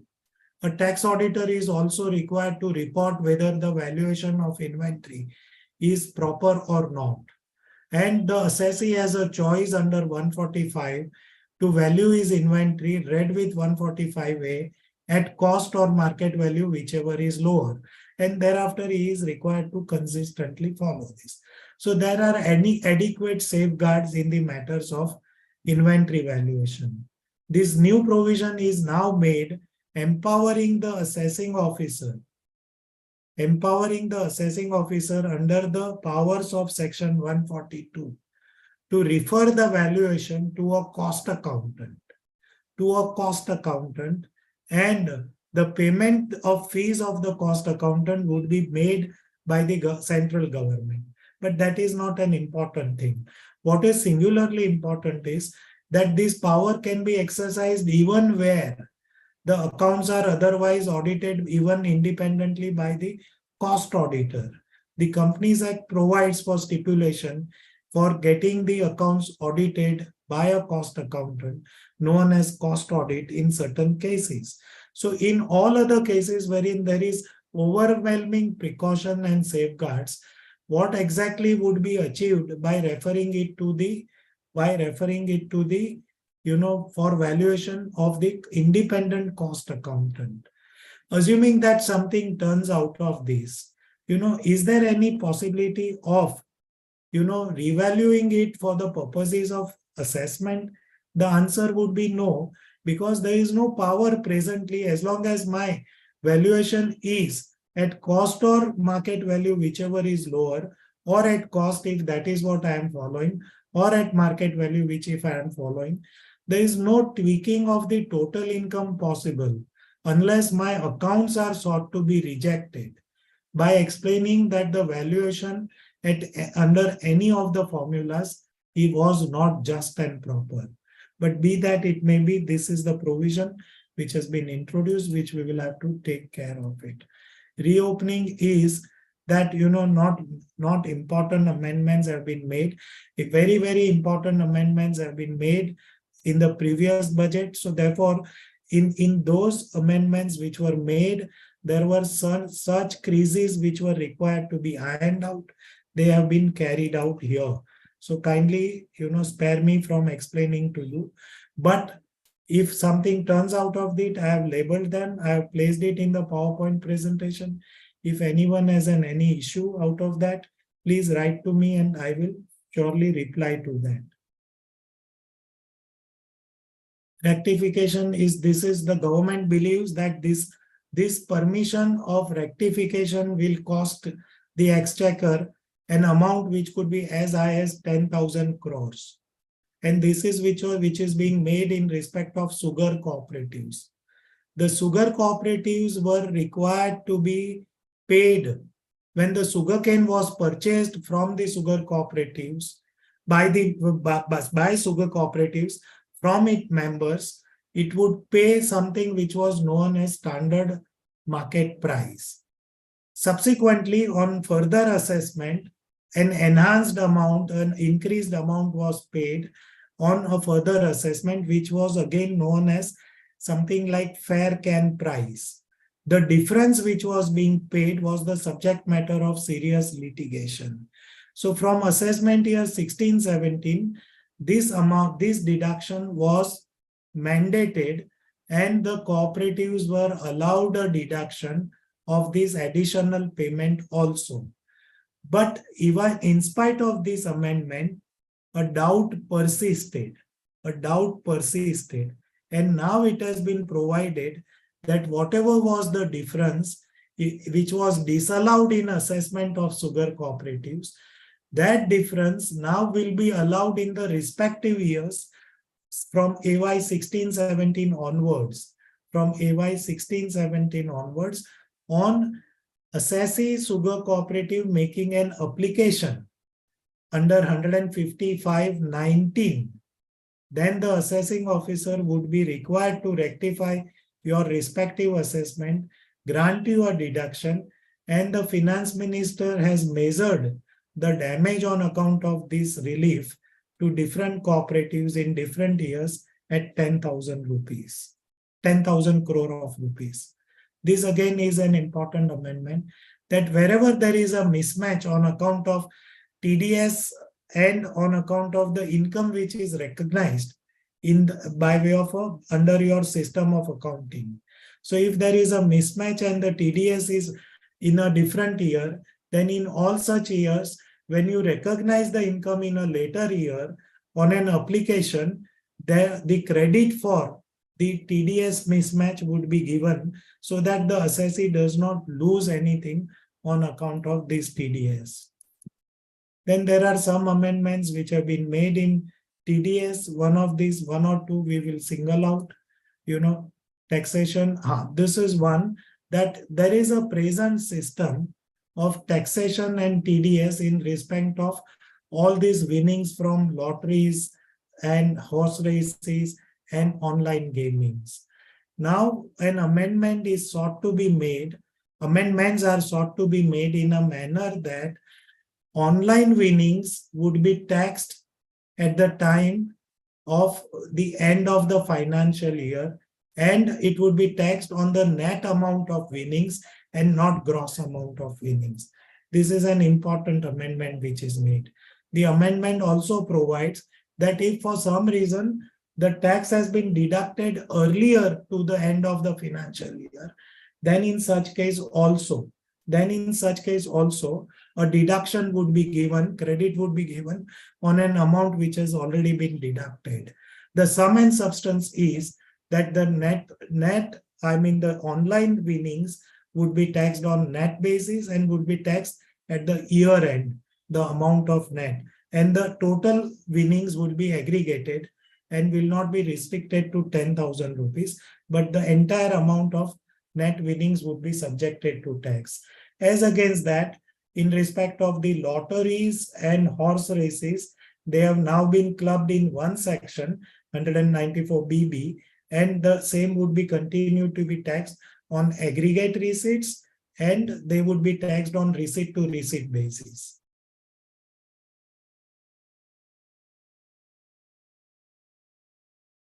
Where a member of a cooperative society, where a cooperative society withdraws an amount from a bank, it was presently the limit was 1 crore rupees. Now this limit has been extended to 3 crore of rupees for withdrawals from a bank by a cooperative society. This 28(4) I have already discussed. Income of units or by a non-resident is now liable to TDS separately at the rate of 20%. then this is that you will now be eligible to claim you will now be eligible to apply for a lower rate of taxation, even in case of receipts by a member of a REIT or invite. Carrying it further, this is that non-filers now, would be defined by the Central Board of Taxes, and those who are considered to be non-filers, only in those cases, there will be a higher rate of deduction of taxations. So the persons who are otherwise under the statute are not required to file return of income if they are notified by the Central Board of Direct Taxes. Then in such case, they will not be subjected to higher rate of taxation. This is one amendment which is going to affect a large number of persons. When you are making a payment for a foreign tour, and the payment happens to be in foreign exchange, then in that case, you would be the person who is receiving the payment will be liable to deduct or collect tax at source, which will be as high as 20% of the amount paid. This is the table which is explaining that it has increased from 5% to 20% in two cases. One is for overseas tour, and the other thing is something which is non-educational, which is not specified in the section 206C at all. So this is going to cut badly, so one will have to see how it moves. As far as the educational payments are concerned, the limit of 0.5% is up to 7 lakhs, there is no tax, and in excess of 7 lakhs of rupees, it will be 0.5%. And if it is not from a financial institution which is approved, then it will be 5%. Refund, the sum and substance of it's important. So give me 1 minute for that. There are presently three provisions. One is which is authorizing the assessing officer to withhold the refund in cases where notice is issued for assessment and assessment is pending. Then there is another provision which is 245, which permits him to adjust the refund. The refund which is now due to you, adjust it against the existing demand. If a demand has pursued in respect of another year, then in that case, against that demand, the refund which is due to you, which has not been paid to you, is adjusted. So these two provisions are now clubbed together. 241A has been omitted, and 245 is now newly introduced to provide that the assessing officer will have a power to withhold the refund even in cases where no demand is outstanding, but a notice for assessment or reassessment is issued, and he perceives that the assessee may not later on pay the amount. So therefore, he can withhold the refund. Secondly, he can also adjust the refund in cases where there is a demand which is existing. Presently, it is possible, but in both cases, he will have to issue a notice, informing the assessee that he is about to adjust the refund against some outstanding or likely outstanding demand. Interest on refund would be that in cases where you make an application under 155(20), then in such case, interest would not be paid for the period for which the refund was otherwise due. It would be paid only to you for a period subsequent to application. So an assessee or his chartered accountant will have to be vigilant to make an application immediately once the refund is due, because such a refund is not allowable without application. And if you have failed to make an application, not only the refund would be deferred, but interest thereon would not be given to you for that period. This is one thing we will take 1 more minute, but it's an important thing. Is that a post of JCIT appeals is created. which also would include additional CIT appeals. These commissioner appeals, joint commissioner appeals and additional commissioner appeals are now empowered to deal with a class of appeals for which the appeals would be filed under section 246. Presently, all appeals are being filed under section 246A. There is a present section 246 which will be totally revamped. The new section 246 has prescribed the class of cases for which appeals can be filed, but such appeals will be filed to JCIT appeal. And it is this JCIT appeal who is entrusted with the task of disposing such appeals. So this is a new class which has been created. The government believes that CIT appeals are overburdened. It believes that there is a substantial backlog, and therefore, in order to declog the appeals, it has now been provided that these powers would be. There is a power which has been vested that appeals can be transferred from existing CIT appeal to JCIT appeal. So this is the sum and substance of all these powers of JCIT. Powers are same. The other important amendment which has been made in appeal is that CIT appeal as also JCIT appeal are required to dispose of the appeal within a period of 1 year, but it's not it's not shall, as Arup was explaining that what is the difference between may and shall. This is a classic case of that. So it's at that discretion. There are certain orders of appeals, certain orders of penalty, which could even be passed by CIT appeal.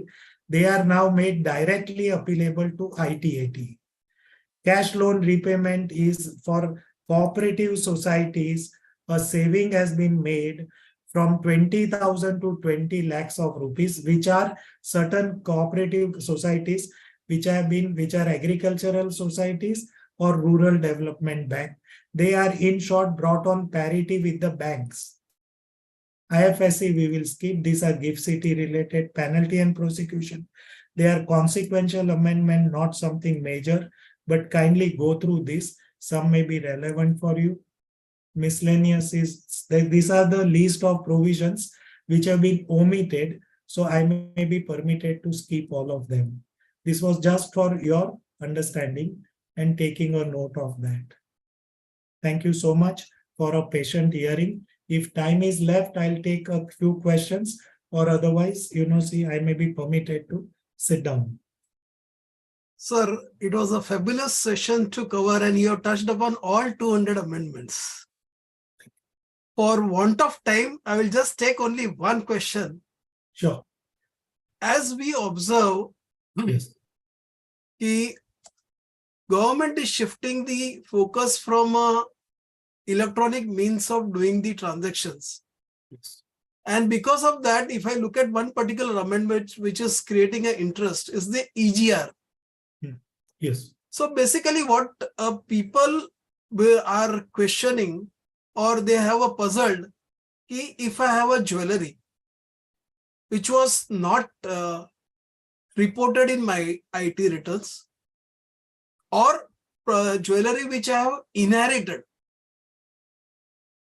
So by any chance, are there any exposure to section 69A if I convert such a jewelry for the purpose of the disclosure? Or do we think in future we are expecting some kind of a amnesty scheme coming for the jewelry disclosures? This is what the question is. All right, Nitin, let's briefly understand that. Yeah. One is that whatever is as per valuation report, yeah, and is lying in your home or lying in your safe deposit vault, yeah, if it was a declared jewelry, then in that case there is no issue at all. Up to 2015, you were liable to pay wealth tax, where the value of jewelry exceeded 15 lakh of rupees. So therefore, something which was declared, there is no fear at all. Then the next is the case of, because this jewelry which is declared and assessed to tax is nothing but a case of an explained jewelry. No addition can be made whatsoever in respect of that. And therefore, there is no amnesty required for this. There is no amnesty required for that. The fear is of a different kind. We will discuss about it after I meet your question. The second is a case of a person who is in possession of the reasonable quantity of jewelry and ornaments, which perhaps for which he may be holding a valuation report, he may not be holding a valuation. By virtue of the fact that the sum total of the jewelry never exceeded the one which was liable to wealth tax, therefore he had no occasion to file the return of wealth also. Now, in such cases, if the person is in a position to explain the source of acquisition of the jewelry by purchase or by gift or by in other manner, then in that case, it would still be an explained jewelry, and then section 69A or any other section cannot apply. And the assessing officer has no business to tax this jewelry. Because of the difficulties which arise in explanation, the government of India way back has come out with a circular explaining that in case of females, jewelry, the gold ornaments of measuring 500 grams would be considered to be reasonable and no questions would be asked in respect of these. In case of males, the quantity is 250 grams. But this is in no manner saying that, that it will be only 500 grams or 250 grams.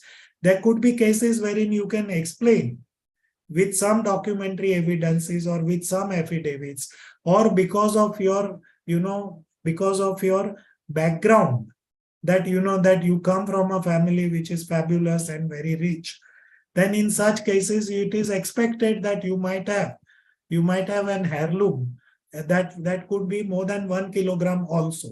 So what I am trying to explain to you is that anything which is explainable can never be taxed under section 69A. Something which cannot be explained, then in such case, if you are in a position to explain that this was acquired, this was with me for more than 10 years, then it goes outside the reopening reach. Then it goes outside the reopening reach and therefore cannot be taxed. I am not for a moment suggesting that you should take such a plea. What I am suggesting is that, that if you can establish that this is with you, even though it was acquired out of illicit means, but it is with you for more than 10 years, and therefore it is outside the reopening limit. That is third class of this is. What remains is something for which it is cannot be explained. Then it would be taxed, but it would be taxed in the year in which it is found. The year in it is found, and who has to find? The assessing officer has to find. The investigation authority have to find. It is in that year it would be taxed. And if it is taxed, then you would have seriously had it, in the sense that it would then be taxed under the special rate at 100, which is 75% plus surcharge and education cess. So which is very, very high, which at times comes to 83%. And if it is found in search, it could be taxed at 140%, 146% also. So holding this jewelry is, if it is not recorded, is not something which is recommended.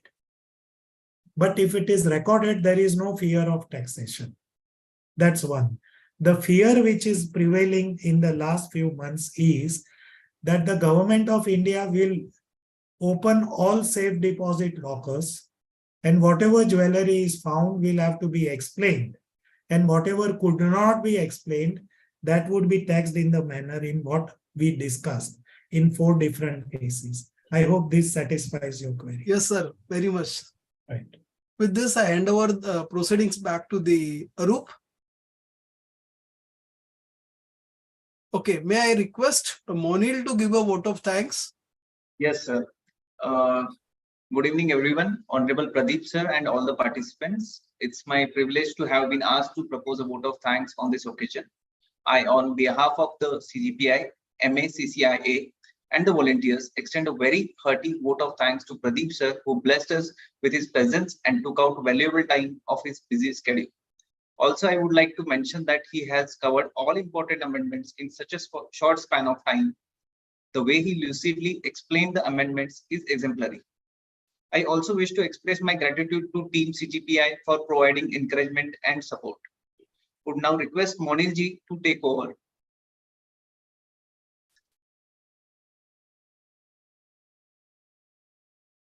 Arup, please take over. Yes. Thank you, sir. Thank you so much. My sincere apologies to the next speaker. See, it was unintended, but he is a wonderful speaker. So I'll be very happy that you all benefit from it. I have some ongoing appointments. So, Jignesh, you may please pardon me, but I'm looking forward to see you very soon. Thank you so much. Thank you, sir. Thank you, sir. Yeah. So, Good evening, everyone.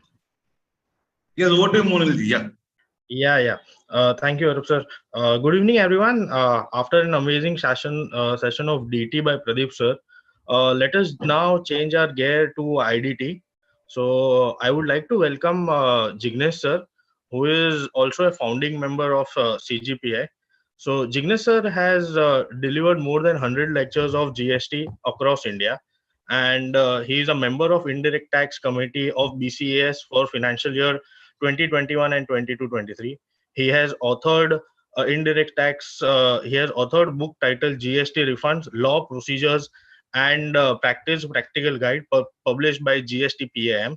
He is also a member of Law and Representation Committee of GST-PAM for the financial year 21-22 and 22-23. He is a visiting faculty in NASIN. NASIN is an central government training institute for training officers belonging to Central Cadre. I would like to now request Jignesh sir to provide his insights on the amendments in GST for provided in the budget. Thank you, Monil. I will surely invite you to my home for dinner. And I expect whatever you have spoken till now, you will speak in same breath when you come to home.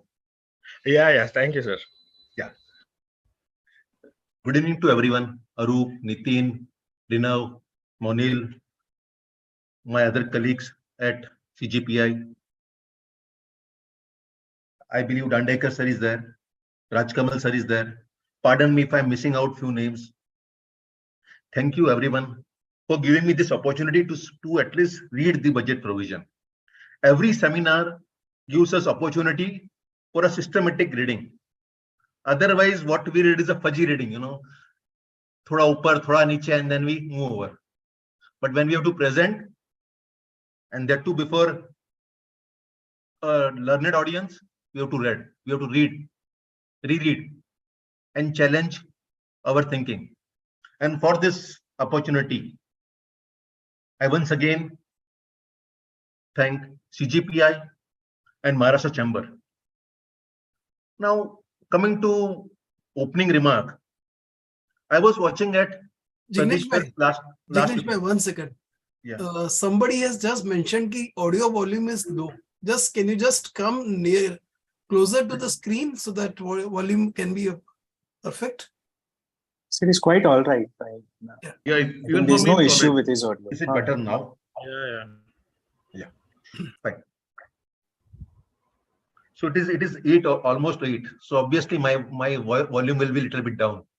Nitin, and you are asking me to speak without any chai and samosa. Sorry. It's on me. Yeah. So that's a disadvantage of taking a virtual session. You don't get even chai and samosa. Anyway, let's come to topic. Friends, I was watching at last PPT slide of Pradeep sir. It was 126 in number. In cricket, if your opener has scored 126 not out, then you can understand position of team. And that is my position today. My opener has already scored a century. And I have only 17 amendments to cater. 17 amendments. Not many amendments, not many controversies. So let me start with my topic. Nitin, can I share my PPT? Yes, sir, you can. Reno, can you confirm my PPT is visible? No, it's not. Not yet. Is it better now? Now it is just starting. Okay. Is it coming? No. No, I think you might have shared the wrong tab. Yes, now it is visible. Now it is visible. Just give me a minute. Because this creates a lot of issue.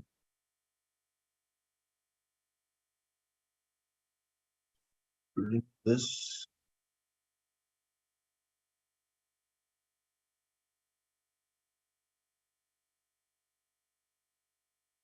You can just click F5 to go to full screen. Is it better now? Can you see this as a slideshow?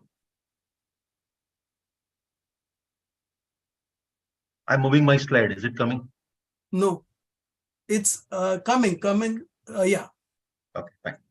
Go to the slide first. Number 1. Yeah. Okay. So friends, not many amendments are there. So let us start with a preamble. Every finance bill generally have a preamble clause. And this says this finance bill is known as so-and-so. And then we have clause 1(2) or section 1(2).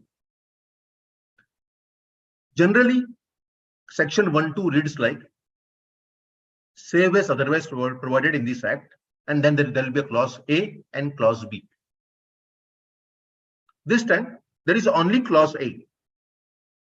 If you see previous finance bill, there was clause B also. Now, why I'm saying this? Because certain provisions shall be made effective from specified date. Say 1st April 2023.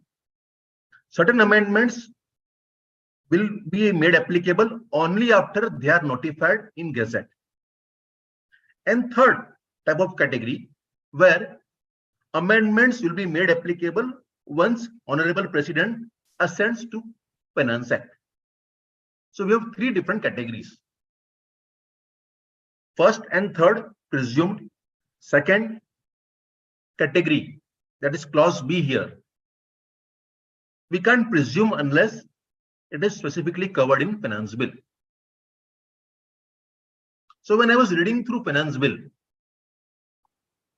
I was scared. I thought all amendments will either be made applicable on 1st April 2023. And when I'm saying all amendments, I'm restricting myself to GST amendments, or it will be made applicable the day President assent to this Finance Act. Now we know generally President give his assent in second fortnight of March. Jignesh bhai. Yes. Can I just interrupt for a moment? Your Yes, next slide is also visible. I think you should run in a slideshow format. Okay, fine. I will do that. Thank you for this.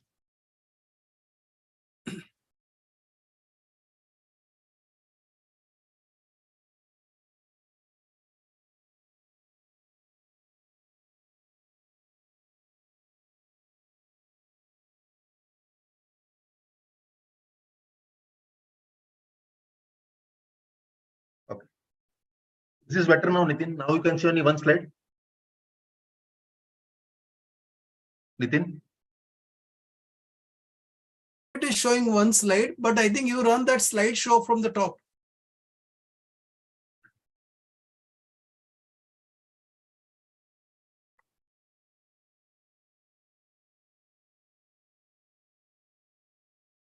This computer guy, they do some changes in this thing, and then Just do F5, no?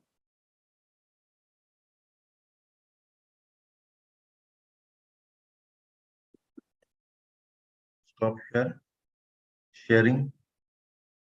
I have shared the screen. I have pressed F5.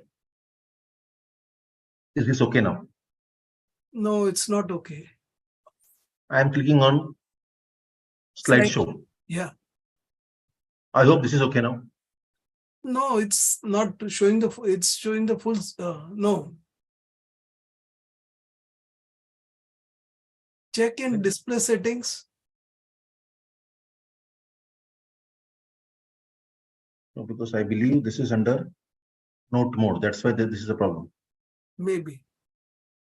Do you want me to run at my end? Yeah. If you can. Can you just share?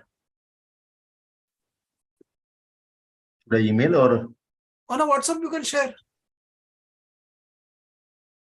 meanwhile, I will continue to speak, because we are already late. It is already 8 o'clock and I needed 45 minutes to complete the session. So friends, I was a bit worried. As in, if all the amendments are made applicable, say by second fortnight of March 2023 or by 1st April 2023, many provisions or many states may not have, cleared their budget by then. Governors might not have assigned to state budget. And we might be in a situation where CGST Act provisions are applicable, but respective SGST state act are not applicable because either legislature have not approved the budget or honorable governors have not assented to this budget. So this was my worry. Thereafter, I went to memorandum. And in memorandum, if you see, memorandum says something else. Memorandum says amendment carried out in Finance Bill 2023, except clause 142, will come into effect from the date when same will be notified concurrently as far as possible.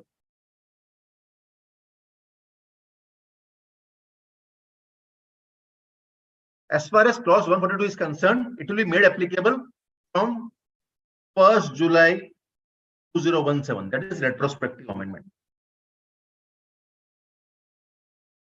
Now, friends, please appreciate, if you go through Finance Act of 2021 or 2022, many amendments are part of statute, but they are not yet notified. Classic case 16(4) IGST Act. It is not yet notified. And I was worried, if this time government says that all provision will be made applicable in near future, will there be a chaos? But fortunately, memorandum has clarified this thing. Though it's a different story, people may challenge whether memorandum is good enough, whether memorandum can prevail upon finance bill. That's another controversy. But as of now, for this session, we can presume that all GST provision except clause 142 shall be made applicable as and when notified through official gazette. Let us start with clause 128. Nitin, I hope you got my WhatsApp. Yeah, it has been received. I'm just downloading it. Yeah, thank you. So clause 128. A very simple provision, a beneficial one. Now, you people must be knowing, a small dealer, a small taxable person in GST has a advantage. They can opt for something called composition scheme. There are less compliance there, less headache, and still they can carry out their business. However, there are some restrictions also. First restriction, such dealer can't supply interstate. Within the state, they can supply, but they cannot supply interstate. Even today, such dealers are not allowed to supply their goods and services online. And we must be puzzled. What is this going on? Today, entire world is available on Flipkart and Amazon. And small taxpayers are not allowed to benefit from this revolution. This was the long-standing demand of composition dealer. This demand has now been met in partial manner. By this amendment, a composition dealer dealing in goods can supply their goods through e-commerce operator. So they can sell their goods through Amazon or Flipkart. A welcome change. However, this is half-hearted change. Service provider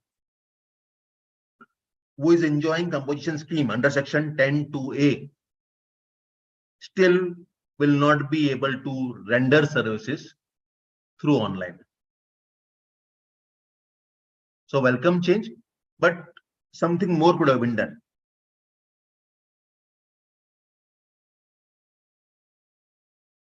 Next, clause 129. Or I would take 129. Friends, this change pertains to section 16 of the CGST Act. Now we all know 16 is the heart of GST. And if there are any amendment, any changes, obviously we need to be more cautious. With this amendment, and I would say there are two amendments in this section 16. First one is a beneficial one. Jignesh bhai, can I share the presentation now? Please, sir, please.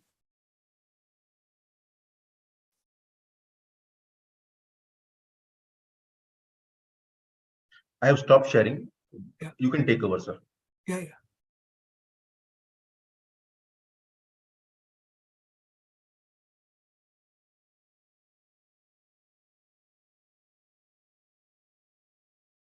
I don't know why, what is happening.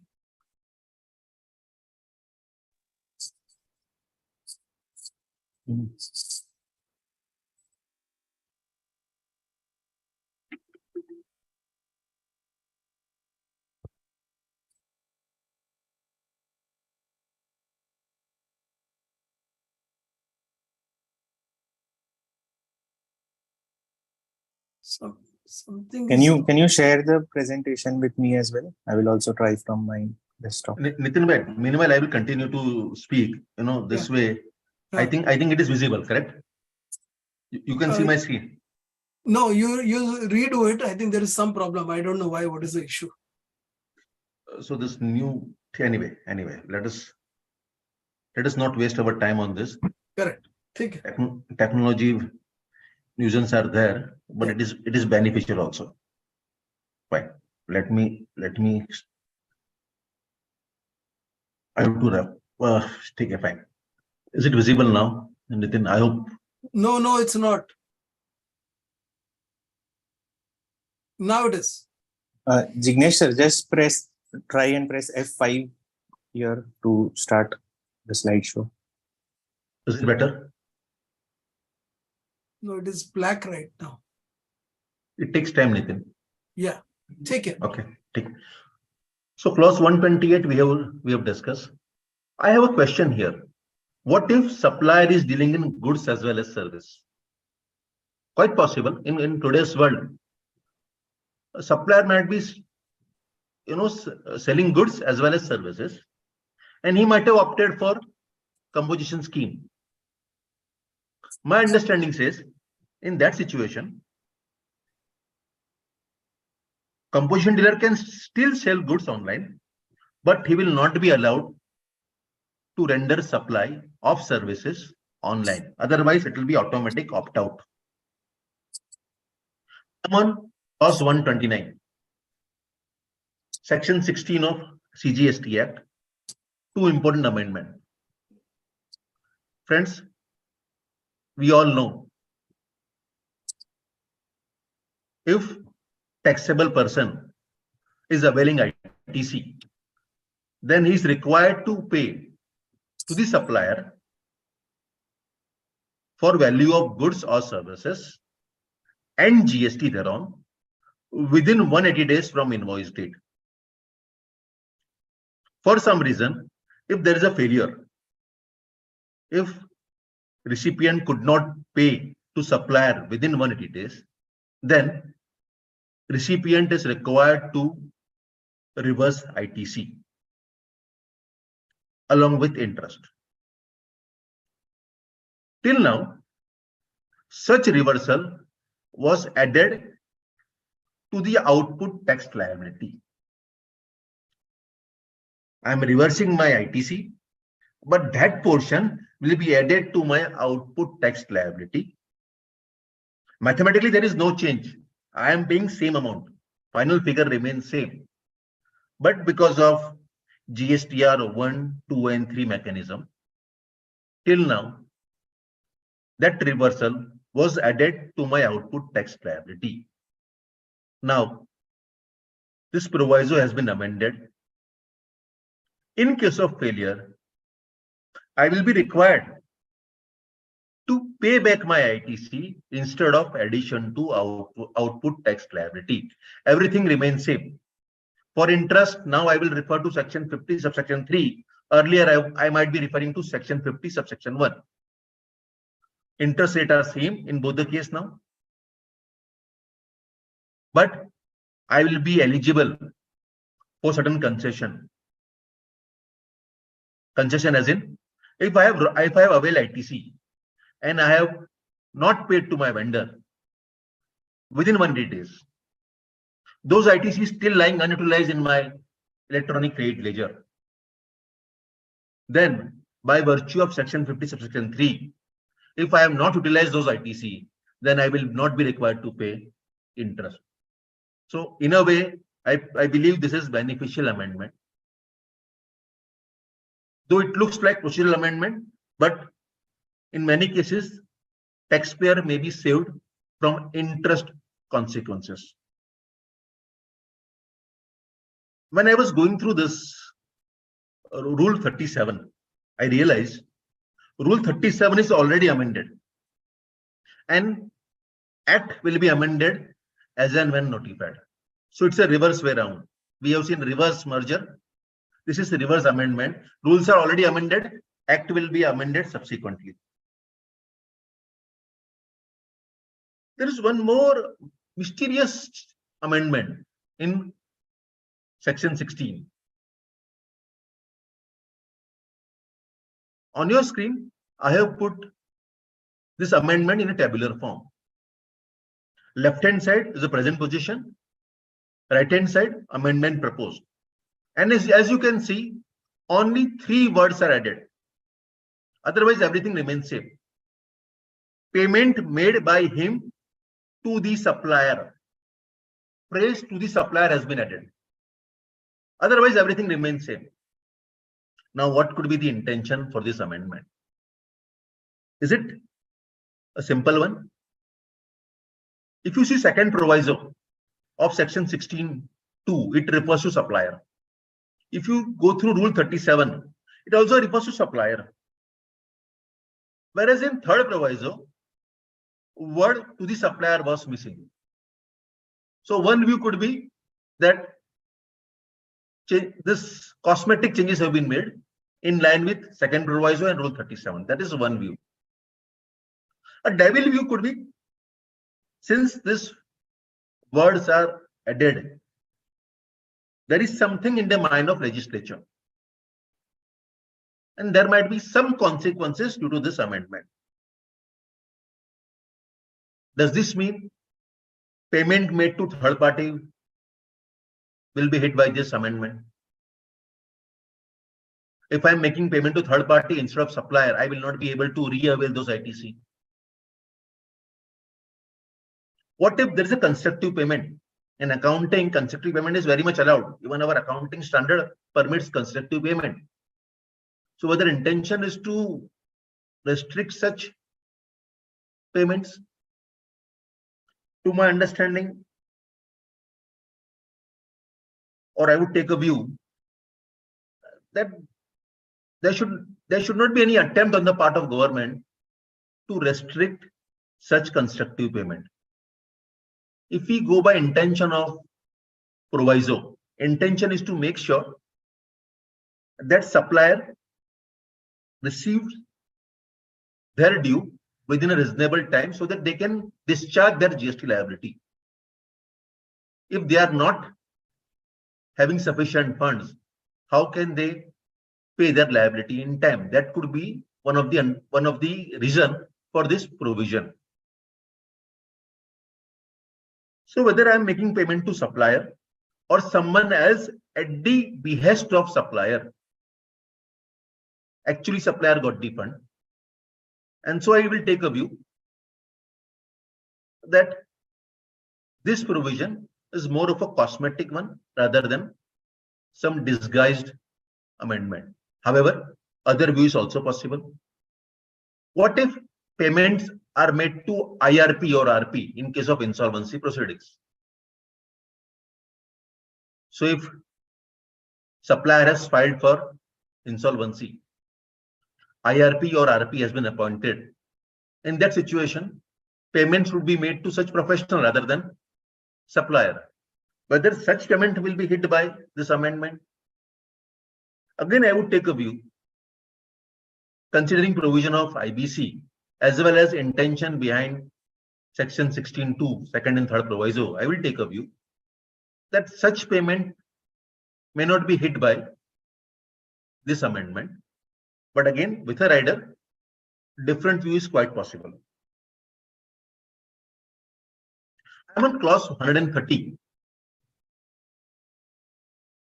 Now, this clause again defies logic, but law and logic has no relevance. So we have to go by what is there in law. Friends, we all know in Finance Act 2018, there were changes in Schedule 3. So scope of Schedule 3 was widened with effect from 1st February 2019. Supply of warehouse goods to any person before clearance for home consumption was included in Schedule 3. We all know Schedule 3 denotes activities or transactions which are outside the scope of GST because they are neither goods nor services. And therefore, most of the professionals and taxpayer have taken a stand that in respect of Schedule 3 transactions, there is no GST liability. At the same time, there is no requirement of ITC reversal. We all know, being an indirect tax professional, if there is no tax on outward, then there cannot be ITC on corresponding purchases. That's the basic of indirect tax law. But Schedule 3 being a special provision, we all have taken a stand that there is no question of paying GST, but we can claim full ITC. Now, this belief has been amended. Law has been amended to provide that the value of exempt supply as per section 17(3) shall also include value of supply of warehouse goods. So this is something called into bond bill of entry, and it is very common. Importer, when they import goods, it is quite possible they may store this imported goods in a custom bonded warehouse, and they file something called into bond bill of entry. If they find any suitable buyer, then goods, even though they are lying in bonded warehouse, would be sold. An ultimate buyer will file something called ex bond bill of entry. And we have seen sufficient controversy on this in 2018. We thought everything is over now. But now, with this amendment, in case of in-bond sales, there will be requirement of ITC reversal. So if we are claiming any exclusive credit in relation to this in-bond sales, it will not be allowed. And in addition, there will be common credit reversal. Further, amendment says that government will prescribe rule to determine valuation of such supply. What could be the valuation? Will it be my purchase price? Will it be my sales price? Whether this amendment is prospective or retrospective, that's a big challenge. I will take a view that this amendment, since it's increasing my liability or reducing my ITC, it is prospective in nature. So it will be applicable only from the date to be notified.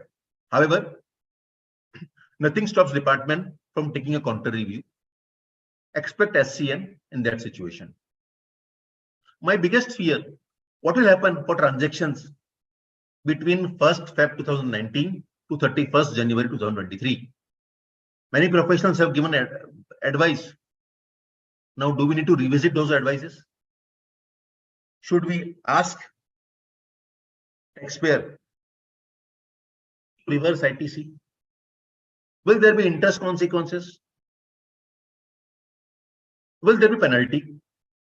It all depends upon what view we are taking. Are we saying it is prospective or we are saying it is retrospective?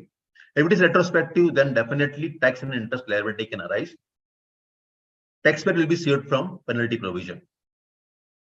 So something, a difficult provision here. We may need to revisit what we have advised to our client in past. I am on now clause 130 of finance bill. Again, a controversial provision. Corporate social responsibility, CSR. So logic behind CSR is that business houses are earning from society. And if they are making money from society, they also owe something to society. And that's why Section 135 of Companies Act was introduced, wherein I believe 2% of average net profit of last 3 years is considered to work out CSR contribution. Now, this CSR contribution is not allowed under income tax as a deductible expenditure. There is a clear-cut provision, but there was no such provision in GST. And considering section 16 and 17, a view was possible that such expenditure is eligible for ITC. There was an advance ruling in 2018 or 19, I believe. If taxpayer is procuring goods or services to fulfill its CSR obligation, will there be any GST on that? Or since it is procured for CSR, there will be blanket exemption. And advance ruling authority has rightly ruled that there is no blanket exemption in GST.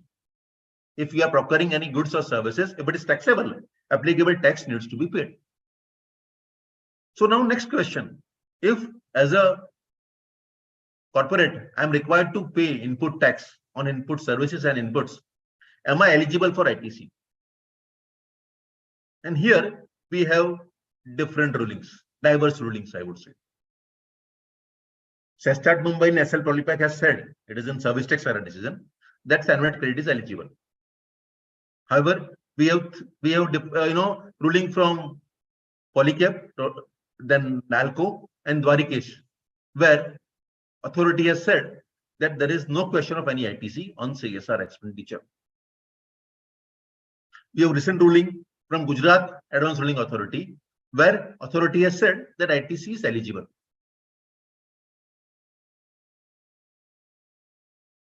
We all know if there are controversial rulings, budget is the best tool to set right all these rulings. So now, block rate provisions are amended. A new clause has been added in section 17(5).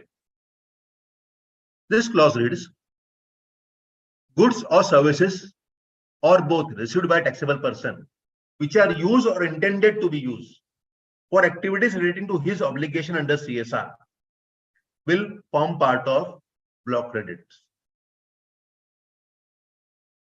Therefore, on such expenditure, there will not be any ITC.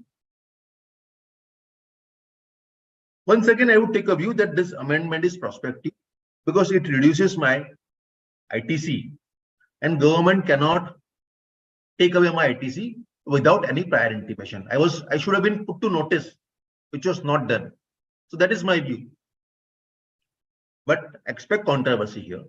Department may take a different view, saying this is merely a clarification, and that's why it applies from 1st July 2017.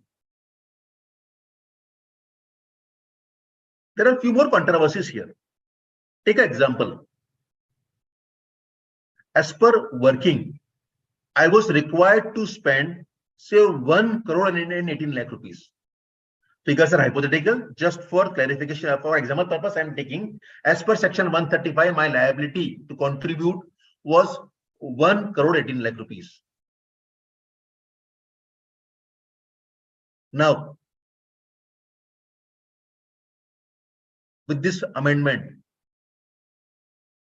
this ITC which I have forgotten, or ITC which has been snatched away from me, but that ITC portion will also be part of CSR, or it will not be part of CSR.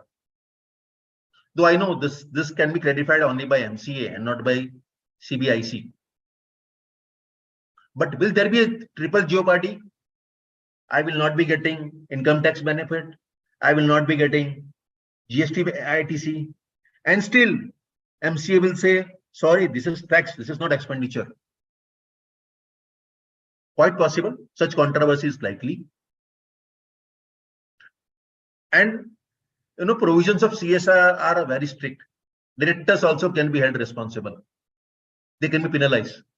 So we have to be more cautious as far as this provision is concerned.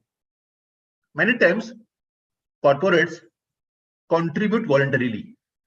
So they have already contributed to CSR as per section 135.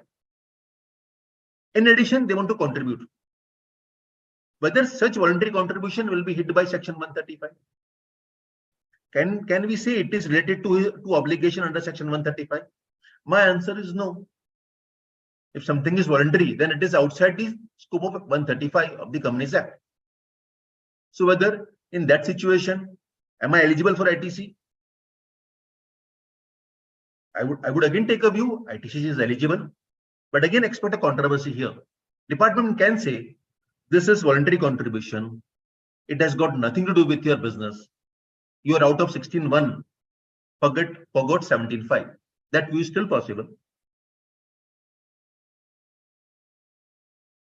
So we have to be very much cautious when we are advising on CSR now. One beneficial amendment, section 22, section 23 and section 24. So I will take you to memory line somewhere around 2017.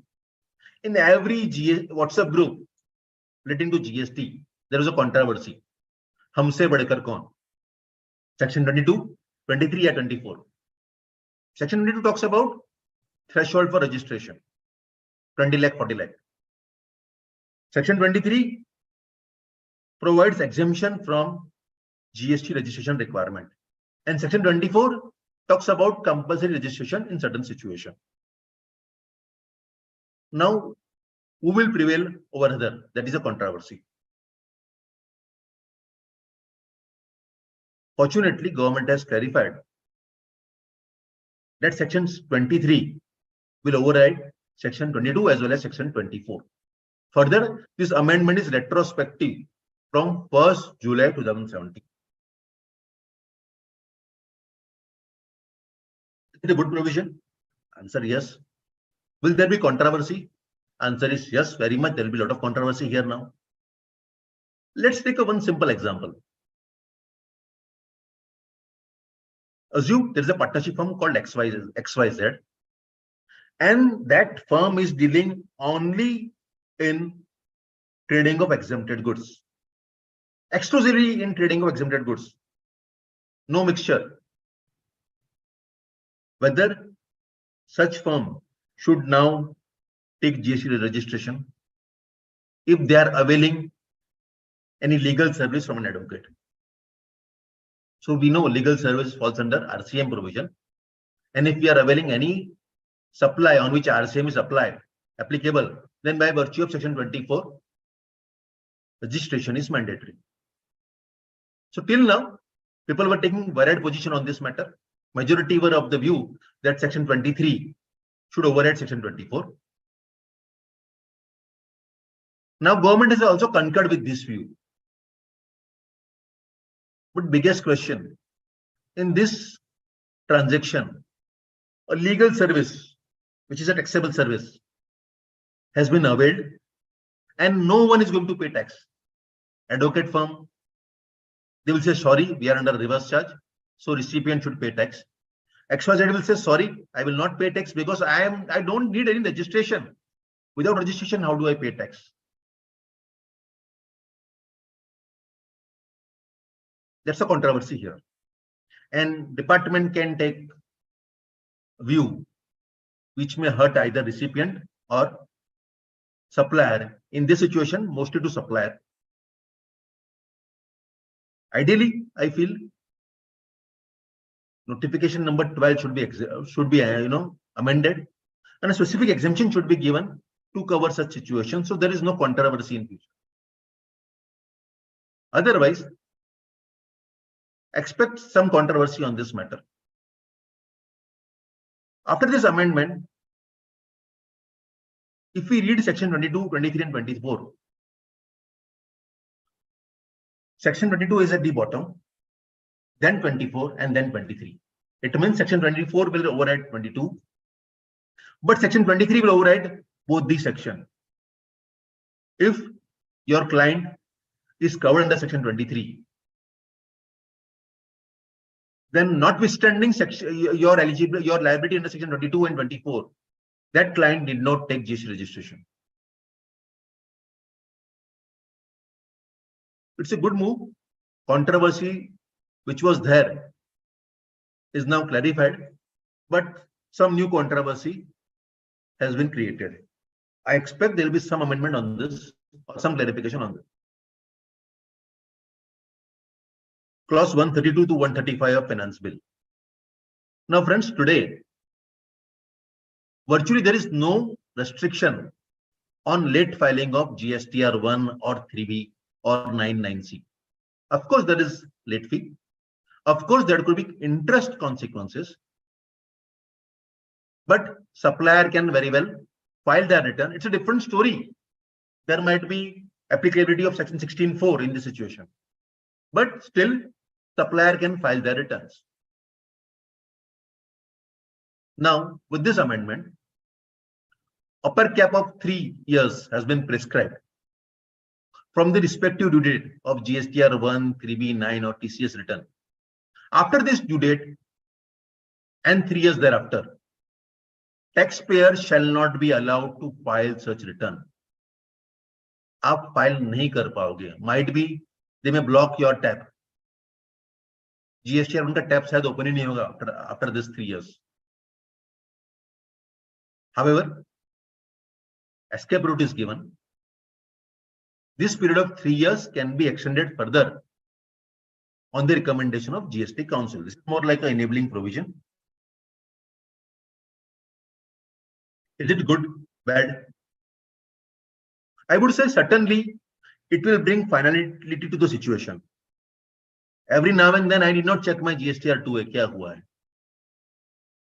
Now I know after 3 years, whatever will be the outcome, but my supplier cannot file return. He cannot issue backdated credit notes. Very common issue we are facing nowadays. At the fag ends, suppliers are issuing credit note, and all your bookings are going haywire.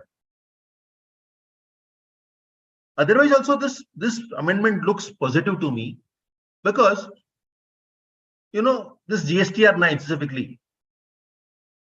I know many taxpayers, for some reason they could not file their 2019 ka GSTR 9. They could not file their 2020 also because unless 2019 GSTR 9 is filed, next year return cannot be filed.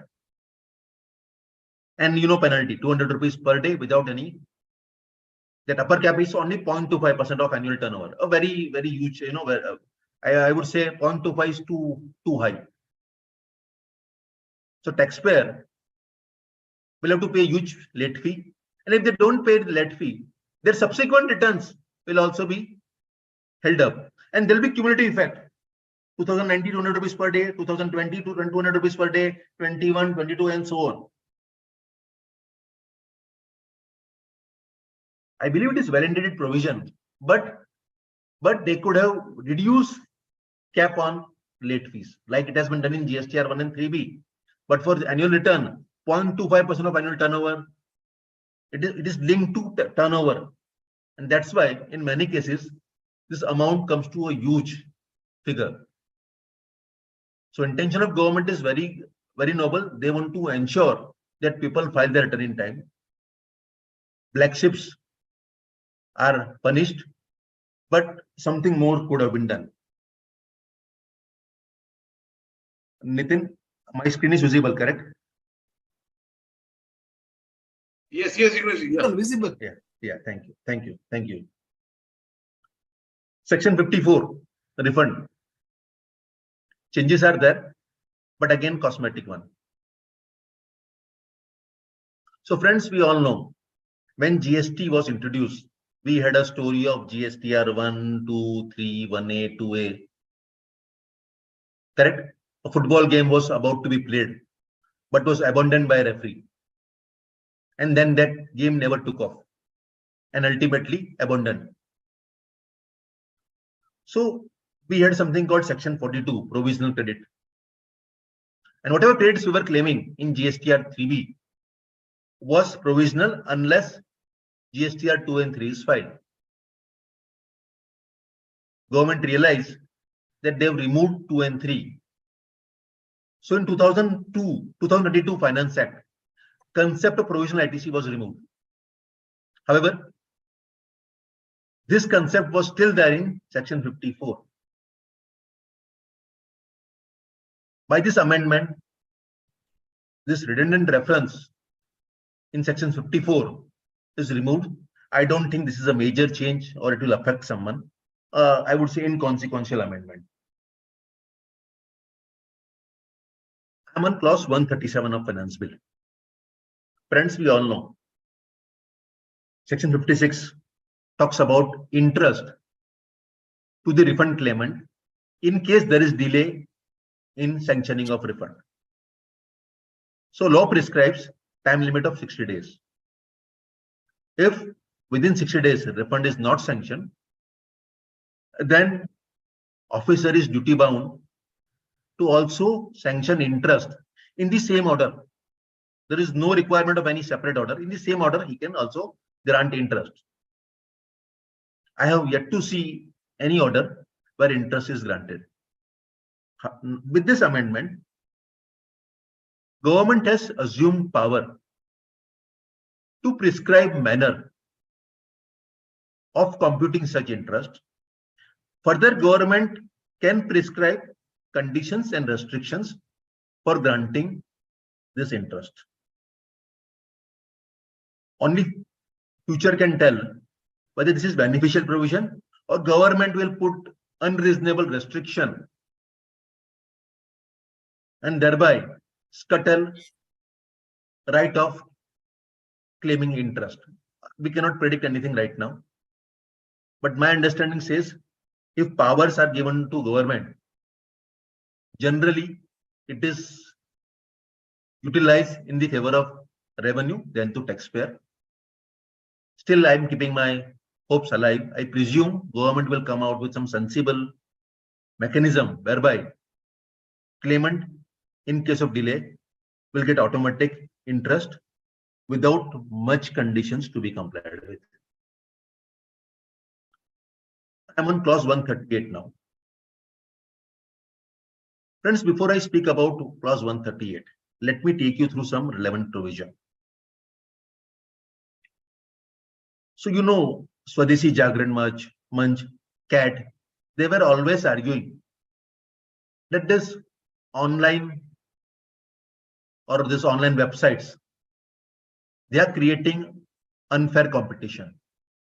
These brick and mortar shops are dying because people are selling everything online in violation of GST provision. Normally, a small dealer who is selling online and if he is composition dealer, then he cannot make interstate supply. He has to only make intrastate supply. Further, if they want to supply, they will have to take registration compulsorily. Unregistered person were not allowed. If he is a composition dealer, then he cannot sell only. After this amendment, he can sell, but till now he was not allowed to sell goods. But many people were selling goods in violation of all these provisions. And online retailers, they are least bothered. They want their GME to grow up. They want their GME to grow high. They don't worry about all these things. And practically also it is impossible to catch hold of all these people. Millions of transactions happens online on Amazon and Flipkart. Is it possible to keep tab on everything? So this was a provision. Now, e-commerce operator can be penalized, and the penalty can run up to 10,000 rupees or tax involved in that transaction, whichever is higher, if they are violating certain norms. First norm, if they allow any unregistered person other than person who has got exemption to sell goods online. If they allow interstate supply of goods and service to composition dealer. If they fail to furnish correct details in TCS return. If any of this violation happens, then e-commerce will be penalized. Prior to this, there was no provision to catch hold of this e-commerce operator. How government will keep vigilance on this is another story. But now at least we have something in black and white.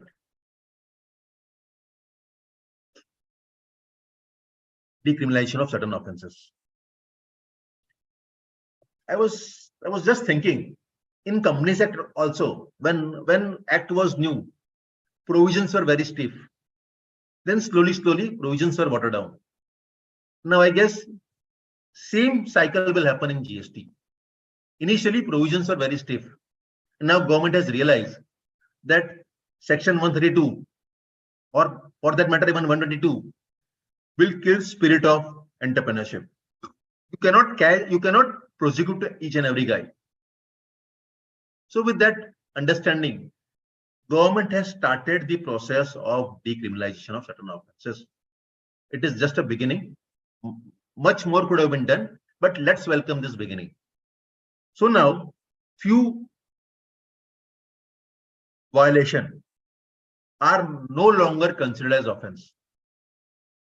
Therefore, they will not be punishable with imprisonment. Mind well, penalty under section 122 will still apply. Prosecution से आपको राहत मिली है, penalty से नहीं. And which are this violation? Obstructing or preventing any officer in discharge of his duty under this act.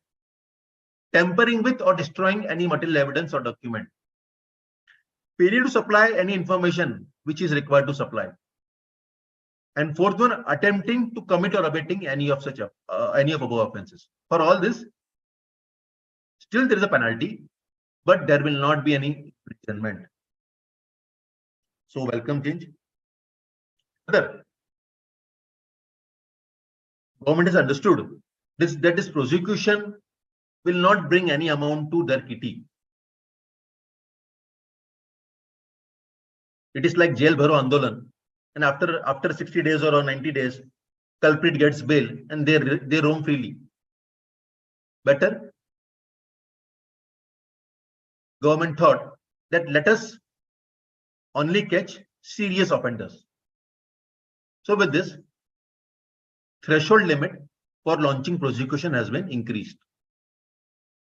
For all offenses other than decriminalized one and fake billing, threshold limit has been increased from 1 crore to 2 crore. Tax amount I'm talking about.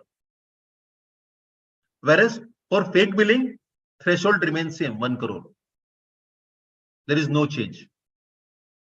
Again, a welcome change. Schedule 3. We have discussed this in few slides. Let me touch this once again. So these 3 categories of activities were added to Schedule 3 with effect from 1st February 2019. Before that, department was of the view that it is taxable.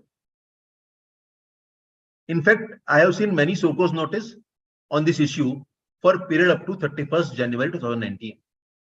Now, if you look at this activities or transaction, you will realize that government cannot tax them. Out and out sale, Singapore, goods sailing from Singapore to Dubai.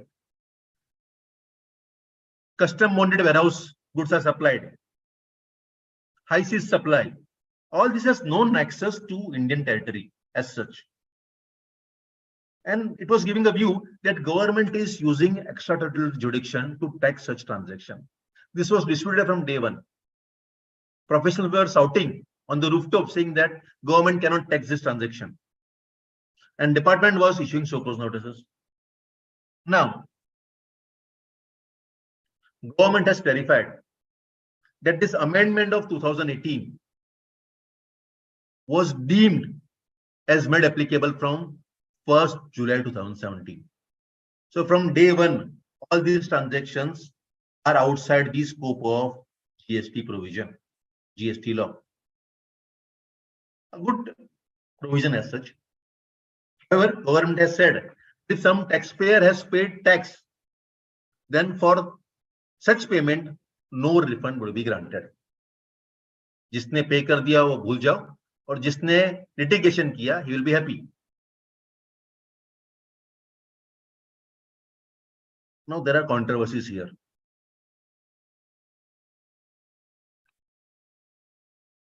What will happen if I have claim ITC? Government is saying right from day one it is outside the scope of GST.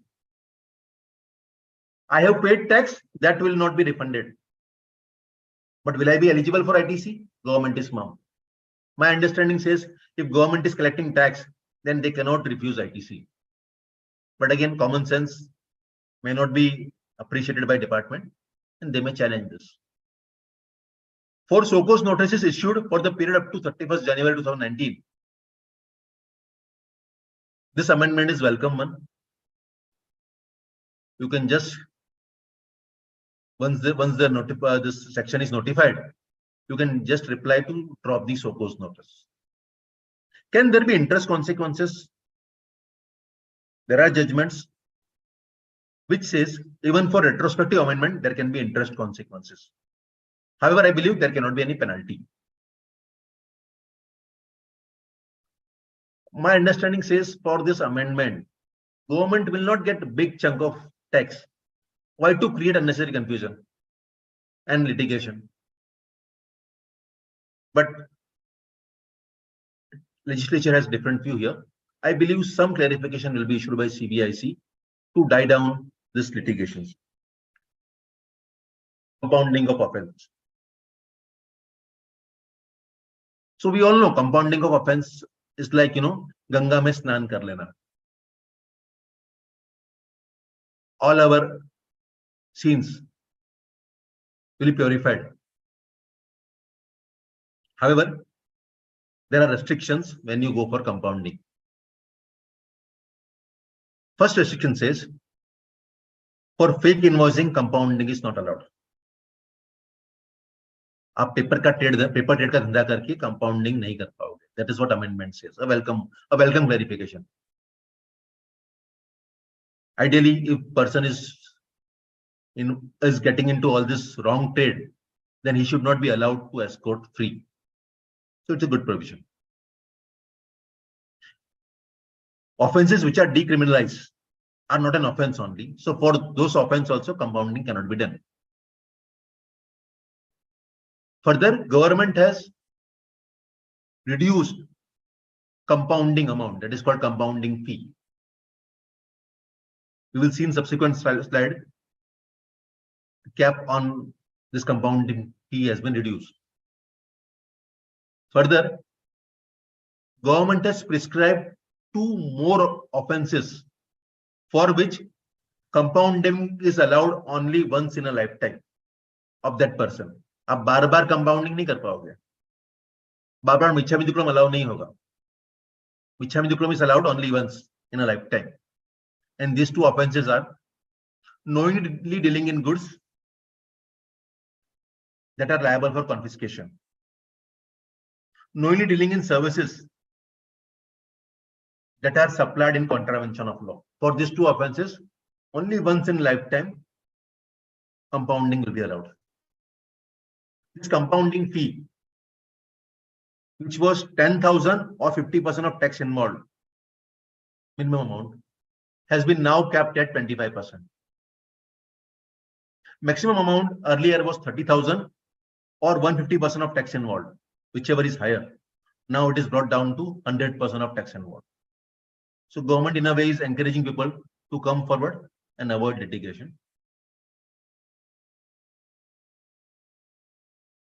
Sharing of data.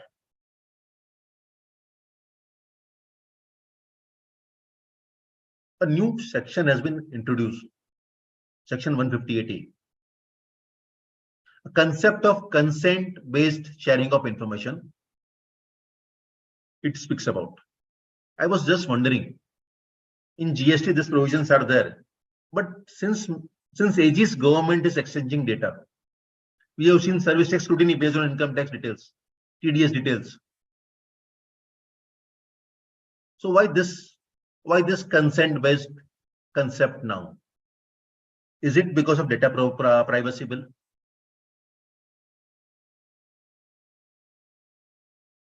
As per this section, subject to recommendation of this GST Council, government has assumed power to share data.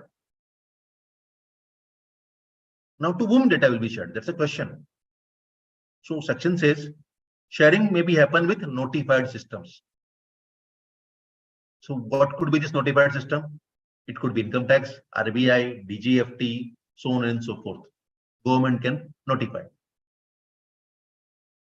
Government can also prescribe rule for framing manner and condition of such sharing. कैसे share होगा? What will be shared? That's another question. So section says registration details will be shared. Your GSTR 3B and GSTR 9 details will be shared.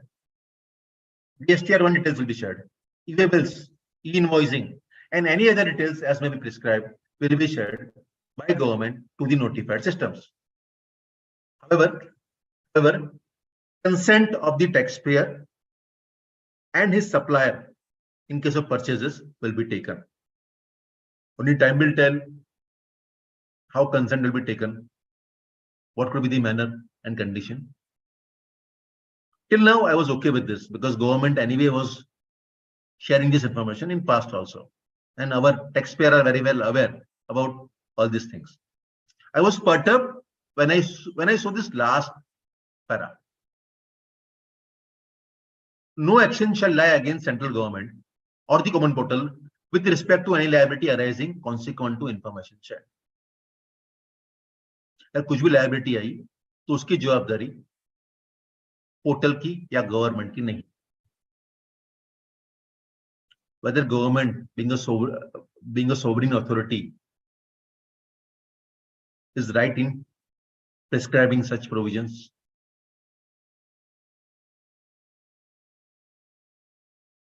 Only readers, they can form their view on this matter. But I was perturbed with this para.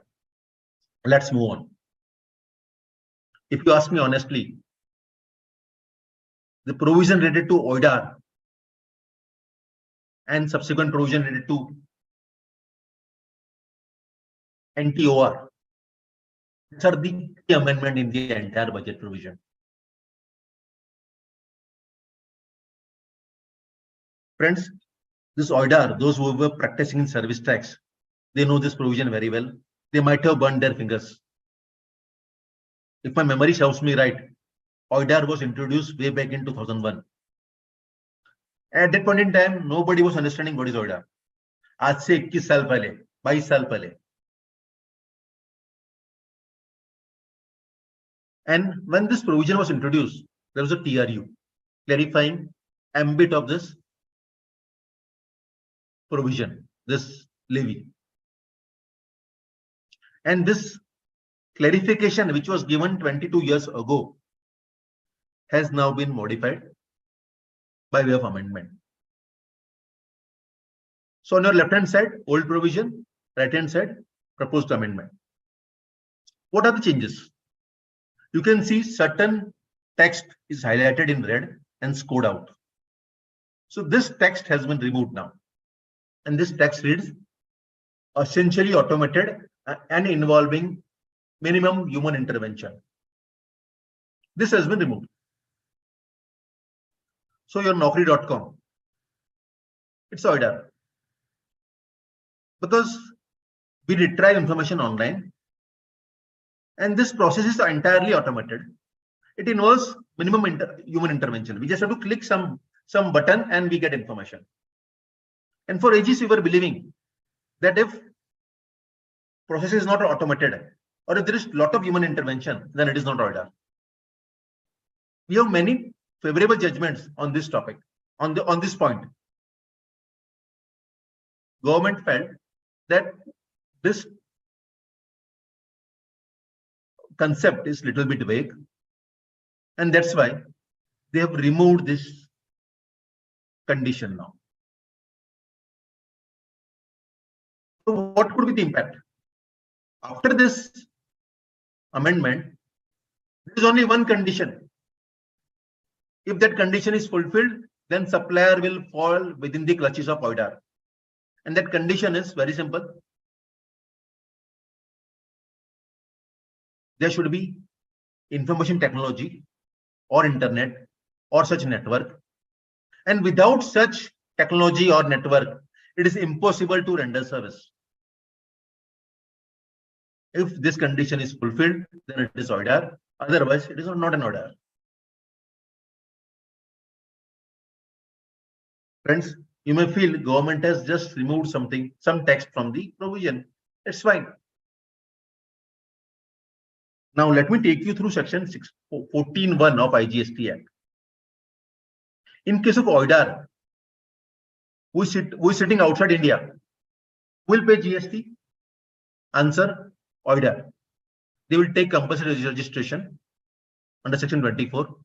There is a provision of centralized registration for them. Circular is also there. They will take registration. They will collect tax and pay to Indian government. Section 14(1) of IGST Act.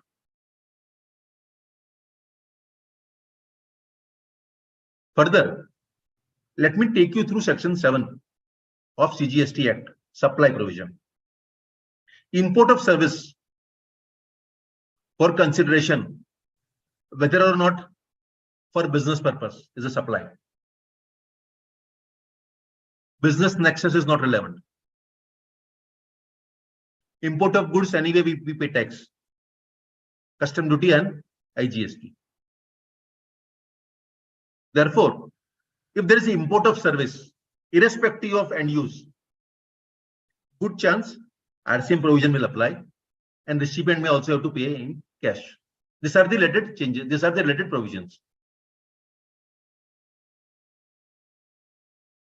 Is it a jackpot?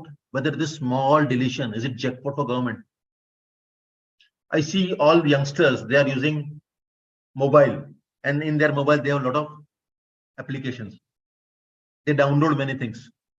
They procure many services online. And this service provider will fall within the domain of OIDAR. Therefore, they will have to register in India, even though they are situated somewhere in California. They will collect 18% GST and will make payment to government. It is very easy for government to catch hold of this OIDAR because they are few in numbers. And they will pay huge tax to government. But who will pay actually this tax? service recipient who is using OIDAR services. So I believe government will get good amount of tax in years to come because of little bit tweaking in definition of OIDAR. And if you read this amendment in conjunction with amendment in NTOR, you will find it will be a money spinner for government. So we have something called NTOR, non-taxable online recipient. This provision was there even in service tax and copied in GST. So now significant changes are proposed in definition of NTOR. Again, a minor tweaking, and see the game. So what is the amendment proposed now? NTOR means any unregistered person. Earlier there were a lot of categories. Now that category has been reduced. Any unregistered person receiving OIDAR services located in taxable territory.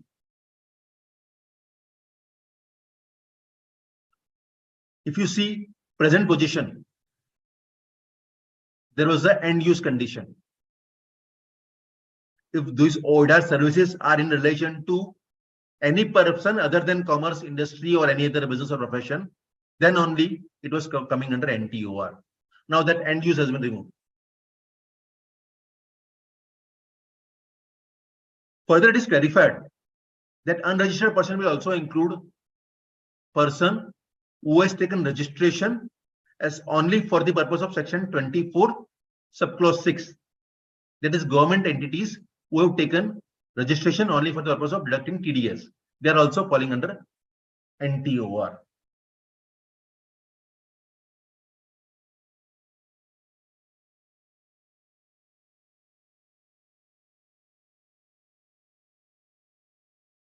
If you read these provisions in conjunction, it means when OIDAR located outside India is providing any service to NTOR, and scope of NTOR has been widened now. Such OIDAR shall be required to register in India, collect tax and pay to government. And government knows very well that many things happens online.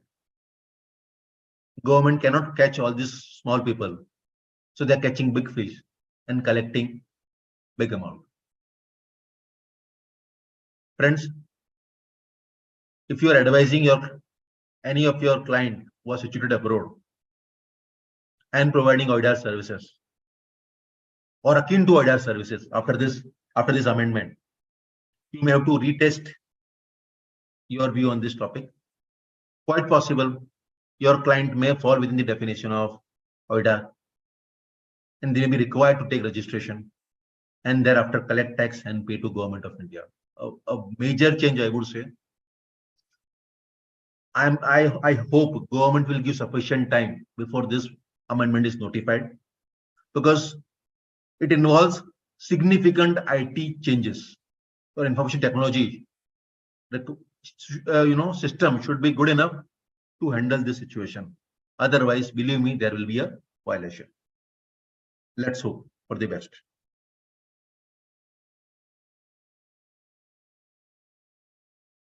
I'm referring to section 12.8. Again, this amendment was there in 2018 Finance Act. And when this amendment was introduced in 2018, we all were puzzled. We were confused why this amendment. A proviso was added to section 12.8 in 2018 and made applicable from 1st February 2019. This proviso says, in case of transportation of goods to a place outside India, POS shall be place of destination of such goods. And obviously, if goods are moving outside India, destination will be a foreign country. And as per section 75A of IGST Act, such supplies interstate supply, and therefore IGST could be levied. Now, friends, in 2018, if I'm not wrong, from 25th January 2018, ocean freight and air freight services in respect to export of goods were exempt. And this position was there till 30th September 2022. And recently, tax has been introduced, or I would say exemption has been denied. And therefore, ocean freight will be subject to 5% tax and air freight will be subject to 18% tax. In 2018, we were thinking, why this provision? There is no tax. And now see, tax has been introduced, but proviso has been omitted. So since proviso is not there, POS will be worked out as per section 12.8. And as per section 12.8, if service recipient is registered person, then POS in case of transportation of goods will be location of such registered person. And if that person is unregistered, then location at which such goods are handed over for the transportation. This amendment, I guess, is made to facilitate settlement of accounts between government. It has got nothing to do with taxpayer. And why I'm saying this, please see this. Let us take an example. Exporter is registered in Maharashtra. He's availing all these services. And shipping line or airline are also based in Maharashtra. Before amendment, by virtue of section 75A of IGST Act and 12.8 of IGST Act, POS would be destination of goods, that is foreign country. And therefore, IGST should have been charged. Post amendment, location of registered person. That guy is situated in Maharashtra, registered in Maharashtra. So POS will be Maharashtra. Supplier is also based in Maharashtra. So CGST and SGST will be charged instead of IGST now. Tax, everything remains same. Now CGST and SGST will be charged. When this exemption was withdrawn in October 2022, we had tough time advising client in changing their IT systems. Again, we will have to undo what has been done. Because as of now, system is charging IGST. And in future, we will have to be ready for CGST and SGST in given cases. If service recipient is unregistered, again, same story will happen. For paucity of time, I am not getting into this, but you can make out that type of tax has changed. And you know very well, if wrong type of tax has been collected and paid, taxpayer will have to again pay right tax and then claim refund. So I would say again a significant change.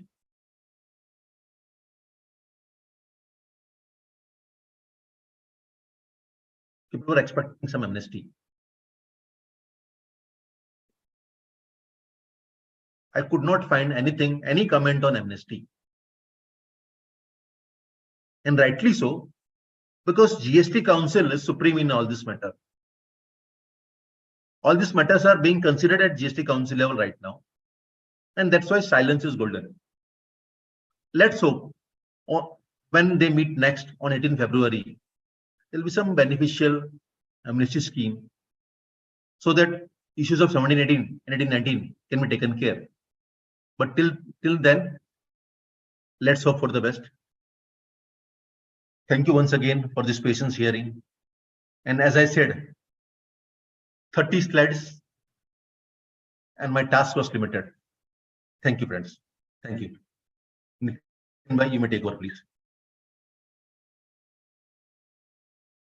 Nitin bhai, Arup. It was a magical deliberations. Though the slides were 30, the implications and the The participants are 50 now. When I started, it was 126. So you can make out how badly I have performed. No, you have performed very well. Only hardcore professionals are sitting and listening to your deliberations. It was marvelous. Because of the paucity of the time, I would request Lakshman to propose a hearty vote of thanks. Lakshman? Lakshman,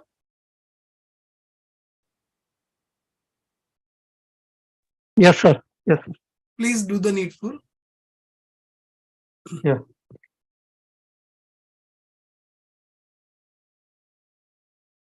On the behalf of the CGPI, I extend my gratitude to our today's speaker, Jignesh Kansara, sir, to take out time from his busy schedule to grace the webinar. Thank you. Thank you for throwing lights on various amendments proposed in the finance bill with respect to GST. Thank you, sir. Nitin, is there any query, or if these queries are there, I could see, I will reply them offline. Only one query is there, sir. Yeah, On chat box, there is one query from Archana Yadav. I can discuss with her offline, no problem. Okay, sir. Archana ji, I'm taking liberty to discuss this offline. Now, if you want to discuss online, we are fine. Huh? Absolutely, we don't have a problem.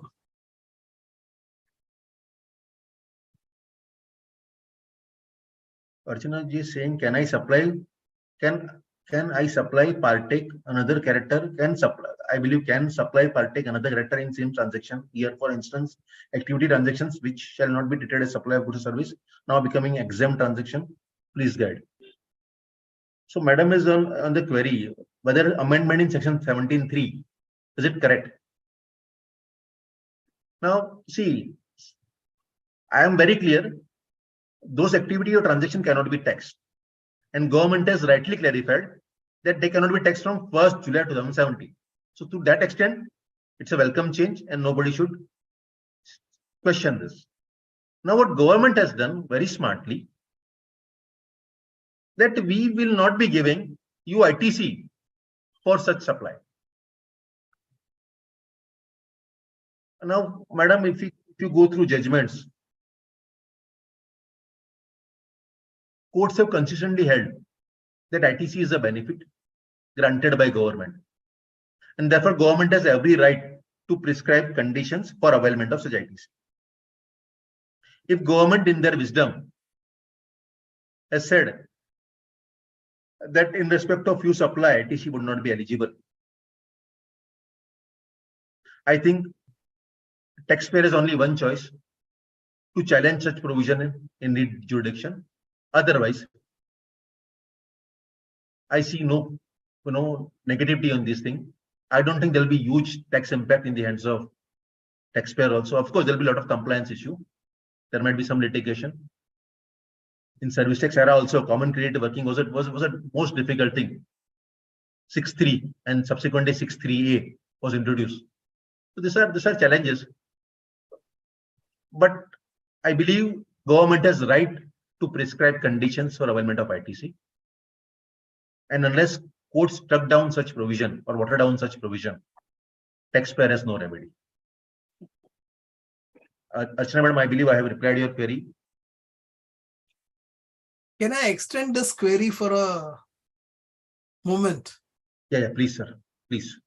You said ki it is to be, we got to go through a REIT route. Correct. But typically, the High Court is taking a view. Till the alternative remedies are exhausted, you can't come with the writ petition. What are your views? Sir, with due respect, we have seen, I would say, contrary judgments on these issues. REIT has got certain different, I would say, different intention. If there is gross wrong happening to taxpayer, then they can very much go to High Court asking for immediate relief. Appeal remedy is a long route, maybe 10 years. Maybe more than that also. We don't know when tribunal will be set. And thereafter, we may have to again go to High Court. So if stakes are high and if case is genuine, I don't see any reason why High Court cannot be approached. But yes, I agree with you. Recent judgments or recent trends suggest that courts are generally reluctant to interfere at the initial stage. And to that extent, taxpayer has their challenges. But that should not dissuade taxpayer from, going to the door of High Court. It's like in olden age, there was a Jahangir, there was, if I'm not wrong, Jahangir's bail. Yeah. If something wrong is happening, people were allowed to ring that bell. And I believe High Court writ jurisdiction, irrespective of outcome, is like that Jahangir's bail. If something is happening wrong, if their fundamental rights are at stake, they can very well approach. I don't know about what could be the outcome, but that remedy should be available. Yes.